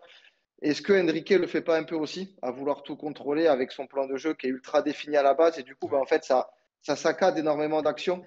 On voit Barcola qui est plus là, alors qu'il a fait un début de saison exceptionnel. On disait, bah, c'est super d'avoir un mec comme ça qui score, alors qu'on ne s'attendait pas à ce qu'il soit aussi haut. Mais là, il est même plus impactant, en fait. Donc, je pense que lui aussi est bridé. Il a essayé dernièrement de remettre un petit peu Nuno Mendes plus haut en faisant redescendre soit Fabian Ruiz, soit Warren dans la défense à 3 pour les relances. Ça anime un petit peu parce que Nuno Mendes, on sait que son point fort, c'est offensif. Mais pour le coup, il manque. Il manque. Ramos apporte, mais il manque. Là, je lisais cet après-midi que Les deux Luis Compote et Enrique, là, ils veulent pas recruter cet hiver. Alors, va falloir m'expliquer pourquoi on recruterait pas cet hiver avec le niveau qu'on fournit. Mais ouais, en fait, ça ronfle, ça peut pas être mieux défini. C'est calme, c'est mou, on marque pas. Et moi, je vous le disais, je suis vraiment inquiet, même si demain on joue à Salzbourg. C'est terrible d'être pour le PSG, c'est en 2024 et d'être inquiet d'aller à Salzbourg. Parce qu'on marque tellement peu que même contre des plots, qui en ont pris 4 par Brest, je me dis qu'on est capable de faire un match pareil à faire 2 poteaux et le gardien il est énorme. Le problème, c'est que si on ne gagne pas demain, eh ben, c'est catastrophique. Non, mais Mais si en tu gagnes fait, pas Donc, Salzbourg, si tu gagnes pas Salzbourg, en gros, fait, eh oui, le, mais si tu le ne gagnes pas à truc, c'est Salzbourg, c'est que tu es des c'est saucisses. grave. le Mais truc, qu'est-ce c'est que tu que veux? On marque pas. Oui, mais là, c'est vraiment un problème de finition, du coup, qui est propre aux joueurs, parce que c'est pas tellement un problème D'occasion? de, ouais, d'occasion créée ou On de se crée des tactique occasions. ou de mise en place ou de dispositif. Mais, Parce que mais si, un les peu. occasions, vous les créez, mais vous marquez pas, donc c'est trop bizarre, en Après, fait. heureusement que contre le PSV, contre Auxerre et contre Nantes, on se crée des occasions. Parce que si contre des équipes comme ça, tu t'en crées pas, tu t'en crées jamais. Non, mais c'est vrai. Par contre, contre le Bayern, bah, des occasions, on n'en a quasiment pas eu. C'était une grosse équipe. Mm. Donc, ouais, contre les équipes plus faibles, on a des occasions, évidemment, parce qu'on a le ballon 80% du temps. Donc, oui, c'est nos offensifs qui brillent, qui se mettent en lumière et donc qui vont se créer des occasions. Mais les occasions, je m'en bats les couilles. Tu peux avoir 70 occasions dans le match, il vaut mieux en avoir une comme Nantes et tu la mets au fond, hein. Ouais, c'est vrai. C'est au bout d'un moment. Donc, moi, je pense quand même que la tactique, elle est un peu à revoir. Il faut que Enrique se remette un peu en question sur le fait du bridage qu'il fait avec les joueurs, qu'il les laisse un peu plus s'exprimer, quitte à ce que son plan de jeu, il veut passer toujours de droite à gauche, de gauche à droite, ça ne soit pas toujours comme ça, qu'il y ait un peu de folie. Mais en attendant, là, moi, je me fais chier. Tu passes 90 minutes à attendre un but qui n'arrive pas. Donc, le foot, le but, c'est de marquer plus que l'adversaire. T'as beau avoir 80% du ballon, faire 1200 passes et faire 30 tirs. Si c'est pour ne pas gagner, ça ne sert à rien. Ça sert à rien. Ouais, ce qu'on dit, Et là, on est dans une urgence, on doit gagner. On doit gagner demain. Et ouais. mine de rien, tu reçois Lyon dimanche, là, qui, eux, jouent au foot, pour le coup, qui mettent des buts. Si tu te fais caca culotte contre Lyon et que derrière ça gagne, tu relances un championnat alors qu'il y a 3 semaines, tu avais 9 points d'avance. Et après, la Donc, semaine d'après, tu joues Monaco en plus. tu joues Monaco Euh, là-bas parce que c'est le match avancé, parce qu'il y a la super machin de merde après en janvier. Ouais. ouais. C'est une journée qui est avancée. Il y a Nico dans le chat Et qui moi, met je suis Enrique et inquiet. remise en question dans la même phrase. Ça va pas bien ensemble. Bah, moi, je pense qu'il est capable de le faire. C'est sorti un peu là dernièrement. Il va pas avoir le choix de toute façon. Euh, je pense que quoi qu'il arrive, on lui filera Tu vois, on lui laissera c'est confiance, mais il faut pas que ça dure 2 ans, quoi. typiquement ce qu'a réussi à faire De Zerbi, et dont j'en parlais. À partir du moment où c'est allé moins bien, il a réussi à trouver comment Ouais, aller mieux. après, De Zerbi, il n'a pas le globe qu'a Enrique, quoi. C'est l'avantage pour De Zerbi. Non, mais c'est vrai, Enrique, il a le globe. Bien sûr. Il a un beau boulard. Bon, Donc on va voir bon, ce que on ça verra donne, hein. De demain. toute façon, regarde, ça va enchaîner du coup sur tes tops et tes flops parce que du coup, tu les as mis dans tes tops bah, t'as mis le gardien d'Auxerre dans les tops et le PSG dans les Ah bah, flops. obligé. Ouais. Obligé, parce que je vais commencer par lui, parce que lui, il a fait un match, mais il fait 11 arrêts dans le match, ce qui est quand même énorme. Et puis 11 arrêts et décisif. Il fait pas c'est pas des petits arrêts de merde avec une frappe à 30 mètres qui capte facilement. Et il a pris par l'équipe la note de 10 sur 10, ce qui n'est pas arrivé tant que ça dans l'histoire. J'ai vu la 17. liste des gens qui avaient pris 10 sur 10, voilà, ils sont même pas 20. Et dans la liste, tu as des Messi, tu as des Haaland et tu as des trucs comme ça. Donc, c'est pas des pipes. Donc, ouais, lui, il a fait un match exceptionnel. Et si Auxerre prend un point, c'est grâce à lui, hein, on ne va pas se le cacher, parce que pour le coup, Auxerre, pendant 90 minutes, eux n'ont pas été exceptionnels. Mais ils ont fait le match qu'il fallait là-dessus. Ils ont pris un point. Écoute, c'est bien pour eux. Ils confirment leur bonne saison à la maison.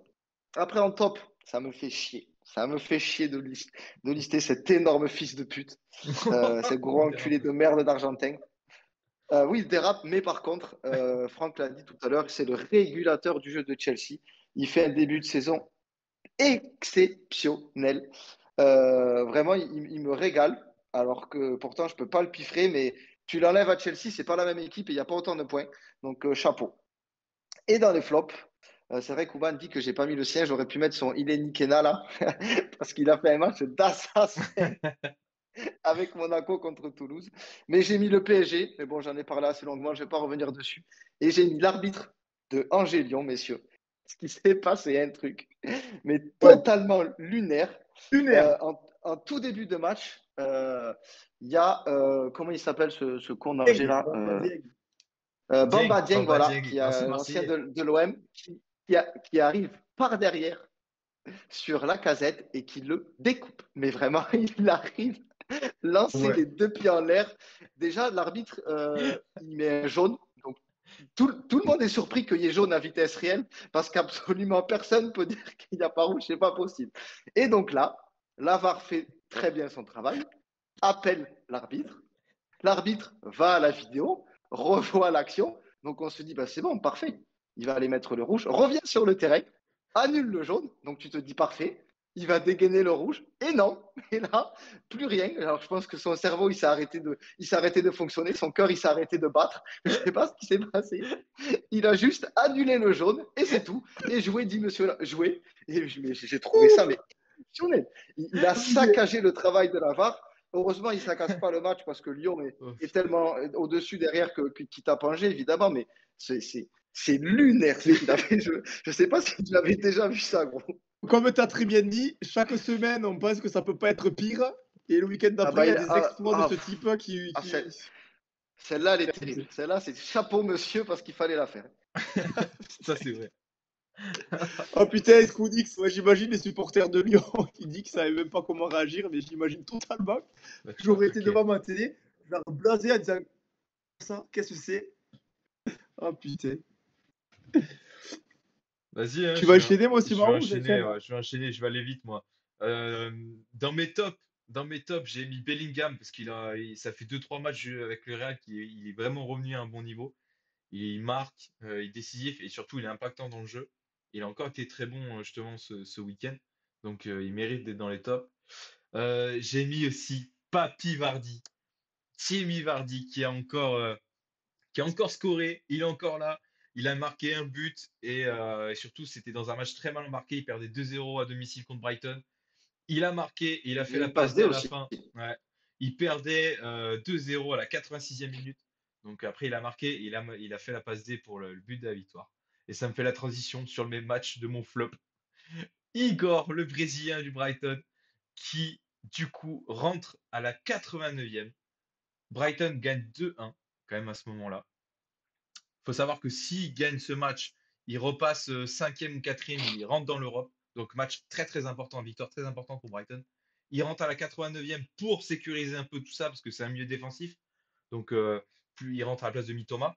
Donc pour un peu sécuriser ça. Qu'est-ce qu'il nous fait? Il perd le ballon plein milieu de l'axe, il garde. En gros, il lâche jamais le ballon. Il touche 6 fois le ballon au moins avant de faire quoi que ce soit. Il commence à courir plein axe. Bah, qu'est-ce qu'il fait? Il la perd. Et derrière, bah, but. Il la perd, le joueur la décale à Vardy, Vardy passe dans l'axe, but, égalisation à la dernière minute. 2-2, t'as plombé ton équipe, alors qu'il venait de rentrer. Je pense qu'il a dû toucher un, voire deux ballons, c'est peut-être son seul ballon touché du match, mais il a tué son équipe. Voilà. Et du coup, bah, ça a permis à Leicester d'égaliser. Les Leicester de Ruud van Nistelrooy. Et dans les autres flops, dans le même style qu'Igor, j'ai mis Sarr de Tottenham qui a fait un très mauvais match, qui a provoqué un penalty débile, qui a fait penalty sur Cole Palmer à Chelsea, qui a permis du coup de donner le 4 buts à 2 à ce moment-là. Donc c'était pas très malin, il a fait n'importe quoi, il a mal défendu, il a fait des fautes. Et en plus, bah, il donne ce penalty débile, alors que ça aurait pu laisser Tottenham dans le truc. Donc voilà, pas été bon, il méritait dans les flops. Et, parfait, je vais enchaîner du coup. Alors, je vais commencer par les flops. Donc, mon premier flop, c'est Cucurella. Je pense que vous l'avez tous vu sur les réseaux. Il nous a fait un début du match absolument fantastique. Pour tous les amoureux du football, c'était extraordinaire. Donc, pour ceux qui ne l'ont pas vu, je vais résumer la situation. 5e minute, il reçoit un petit ballon. Il peut faire une passe, il glisse, parce qu'évidemment, à Londres, il fait que pleuvoir. Lui, il avait eu la bonne idée de mettre des moulets. Donc, 5e minute, il glisse. Hop, récupération de Tottenham, but sur l'action. Là, 10e minute de jeu, passe à Cucurella, hop, glisse, perte de balle, récupération du ballon par Tottenham, but, 2-0 pour Tottenham en 11 minutes. Merci Cucurella. À la 11e minute, tu le voyais assis sur le bord du terrain en train de changer les crampons et de mettre des crampons. Mais en vrai, les gars, ça, c'est vraiment une erreur professionnelle. Ah oui, complètement. D'où tu te dis, je vais jouer avec des moulets alors qu'il est trombe d'eau. Mais même, C'est même à vraiment notre niveau, en district ou en régional, on sait qu'il faut exactement. mettre les vissés, sans déconner. Exactement, c'est vraiment une grosse faute professionnelle. Heureusement, Chelsea a été assez bon pour remonter ces 2 buts d'écart. Mais voilà pourquoi Cucurella est dans mon flop. Second flop, Stassin. Alors lui, j'aime bien dire cette Assassin. expression. J'aime bien dire cette expression. Je ne sais pas combien il a payé sa place du match, mais en tout cas, il avait une bonne vue. Parce que jouer au foot, non, mais regarder le match, oui. Je l'ai pas vu, enfin, j'ai pas souvenir qu'il ait fait un truc bon ou qu'il ait touché un ballon. C'était vraiment catastrophique comme un match. Et voilà, donc, qui foutent David-Villiers à 9 et qui sortent ce type, parce que je sais pas si c'est tous les matchs comme ça, mais c'était n'importe quoi. Enfin, dans mes tops, on en a parlé un petit peu, notre Grisou national qui est étincelant depuis quelques semaines et même depuis quelques années. Trop fort, notre petit Grisou adoré. Il marque à la fin du temps additionnel, à la fin du temps réglementaire pour donner la victoire à l'Atlético chez lui dans une ambiance de folie. Donc voilà pourquoi il est dans les tops. Il a fait un super match, doublé et tout. Ensuite, moi j'aime bien tout le temps mettre des joueurs, des sportifs extra football. Notre ami Hamilton qui finit une carrière de 12 années chez Mercedes, 12 années durant laquelle il aura remporté quand même 6 titres de champion du monde. 6 titres en 7 années même, si on prend les années entre 2014 et 2020. Donc formidable Hamilton durant son épopée chez Mercedes et qui va rejoindre l'ennemi Ferrari, mais chapeau l'artiste. Et même 6 titres chez Mercedes, on peut même dire 6 titres et demi, parce qu'il y en a un qui est un peu bancal. Mais bon, on ne dira pas plus. Et voilà pour nos tops et nos flops. J'ai respecté ma promesse, hein. 22h45, on va bientôt avoir terminé. Euh, Oh putain. Là, justement, en plus, j'ai un beau joueur à faire deviner. Moi, Je j'en vous ai un, mais propose pas dur. qu'on termine en détente par écarte les quiz pour jouer tranquillement. T'en as un qui est pas dur? Bah, je vais commencer peut-être. Je vais Devrait aller commencer par assez le vite, mien, moi, ouais. histoire que je secoue un peu tout le monde. Et à moins qu'on le trouve vite, hein. Mais en tout cas, celui-là, il est pas cadeau cadeau. Est-ce que vous êtes Vas-y, prêts, les gars? je check le chat. Je check le Tu, chat. tu check le chat. Il a fait pas mal de clubs, donc il va falloir un peu suivre. Surtout quoi, il n'est pas évident. J'ai commencé ma carrière en 2001 jusqu'en 2003. J'ai joué à Majorque. De 2003 à 2005, j'ai joué au Girondins de Bordeaux. 2005 à 2008, je joue à l'Espagnol. Oui, à l'Espagnol Barcelone. 2008-2010, je vais à Liverpool. 2010-2011, je vais à l'Olympiakos. 2011-2014, Galatasaray. 2014, je fais un petit prêt à Watford, mais je reste même pas 6 mois et je me casse. Après, je vais à Majorque, je retourne à Majorque. Et après, je finis ma carrière à Schwarz, NK Schwarz, en 2016. Il est pirate. Euh, Il est 2001-2003, pas cadeau. Majorque. 2003-2005, il vient dans notre belle Ligue 1, au Girondins de Bordeaux. 2005-2008, il retourne en Espagne, il va à l'Espagnol. 2008-2010, il vient à Liverpool, Liverpool FC. Il reste pas longtemps. Et après, il se casse vite en Grèce, à l'Olympiakos. 2011-2014, il a fait Galatasaray. Oh man, t'es pas mal. Et après Galatasaray, après il a fait prêt Watford, après Majorque, il a pas joué.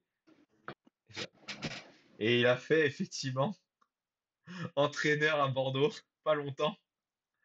Et oui, c'est Riera, Alper Eh Riera. bien, chapeau, parce que moi, j'aurais pu aller me faire enterrer par Franck dans 60 ans et j'aurais pas trouvé le joueur. Albert Riera, effectivement. 16 sélections avec quand même avec l'équipe nationale d'Espagne. Chapeau. Chapeau, moi, encore une fois. Merci à Serge et Nico pour leur participation. Ouais, Allez, j'en ai un. pas fou celui-là. Vas-y, Lartigue. On t'écoute. Je commence ma carrière en 2019 à l'Atalanta Bergame. Je suis prêté directement à Parme. Il reste une saison. 2020, je signe à Juventus de Turin. La première saison, je reste à Parme. Et du coup, la dernière saison. Oh, attendez, je recommence. Parce qu'il y a des prix partout, c'est chiant. 2019-2020, j'appartiens à l'Atalanta Bergame, mais je joue à Parme. 2020-2023, j'appartiens à Juventus. Et la première saison, je joue à Parme. Et la dernière saison, c'est-à-dire 2022-2023, je joue à Tottenham et je suis recruté par Tottenham en 2023. Ah, Udogi, soit c'est Udogi, soit c'est Vicario. Non? Putain, j'aurais parlé en italien, tu vois. Udogi ou pas Vicario? Non, alors c'est quoi? Kulusevski, Ah, dit bien Nico. vu, Nico. Bien joué, bien joué. Bien vu, Alors là, Nico. ça aussi. C'est que le fait que son nom soit dur, ça allait être dur à trouver, mais Attends, mais Kulusevski, il a commencé peu en importe. Italie? Ça, j'aurais pas pensé. ouais. Ok, bien joué, Nico. Putain, attendez, parce que AQ7 qui est d'accord avec nous sur Mbappé et Nico qui trouve un joueur au quiz, il va falloir commencer à se poser des questions. C'est parti. Moi, ça devrait aller vite aussi, je pense. Pas au début, mais à la fin. 2013-2014, je démarre ma carrière au Deportivo Pasto avant de rejoindre en 2014 et jusqu'en 2016 l'Independiente Santa Fe. 2016-2018, Palmeiras. Et là, ça devient intéressant. 2018, je signe à Barcelone, mais je joue que quelques matchs. Je suis prêté 5 ans à Everton jusqu'en 2023. En 2023, je suis transféré à la Fiorentina et depuis cet été, j'appartiens à Cagliari. Deportivo Yerimina? Yerimina, exactement. Cet idiot Le d'Yerimina. Colombien.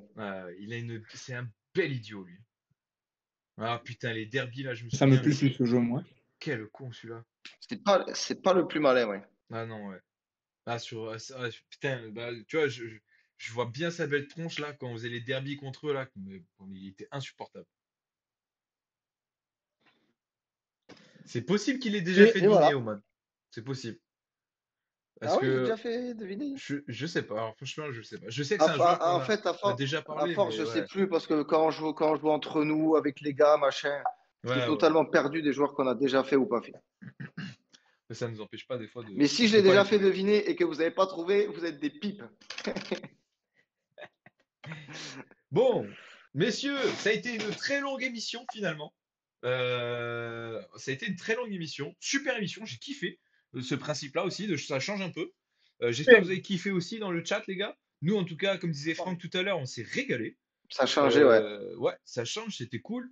On enchaîne comme ça en plus plein de sujets et tout, ça permet de. Putain, ça fait comme l'autre fois, gros. Quoi? Ah non, c'est vrai sur la fin. Ah, c'est si drôle. C'est fou que ce soit sur la fin comme ça. Parce qu'eux, ils nous entendent bien. Bon, c'est pas grave. Moi, je vais clôturer comme ça. Ils sont morts de rire, ces enfoirés, parce qu'ils m'entendent en décalé. Il est tout Non, seul, Simon, nous on bug. bah ouais, c'est pour ça. Bon, Oh, je vais putain finir de tout seul. merde. Passez une excellente soirée. On vous tient au Je te laisse courant finir. Au sur les revoir à tout le réseaux. monde. Ouais, je leur dis au revoir. Restez branchés sur les réseaux. Peut-être qu'on fera un débrief, un after sur la Ligue des Champions à chaque fois. Je vous fais des gros bisous. Les mecs vous faites des gros bisous aussi. Passez une excellente soirée. Et encore merci d'avoir été là. Vous êtes énormes. Bisous, bisous.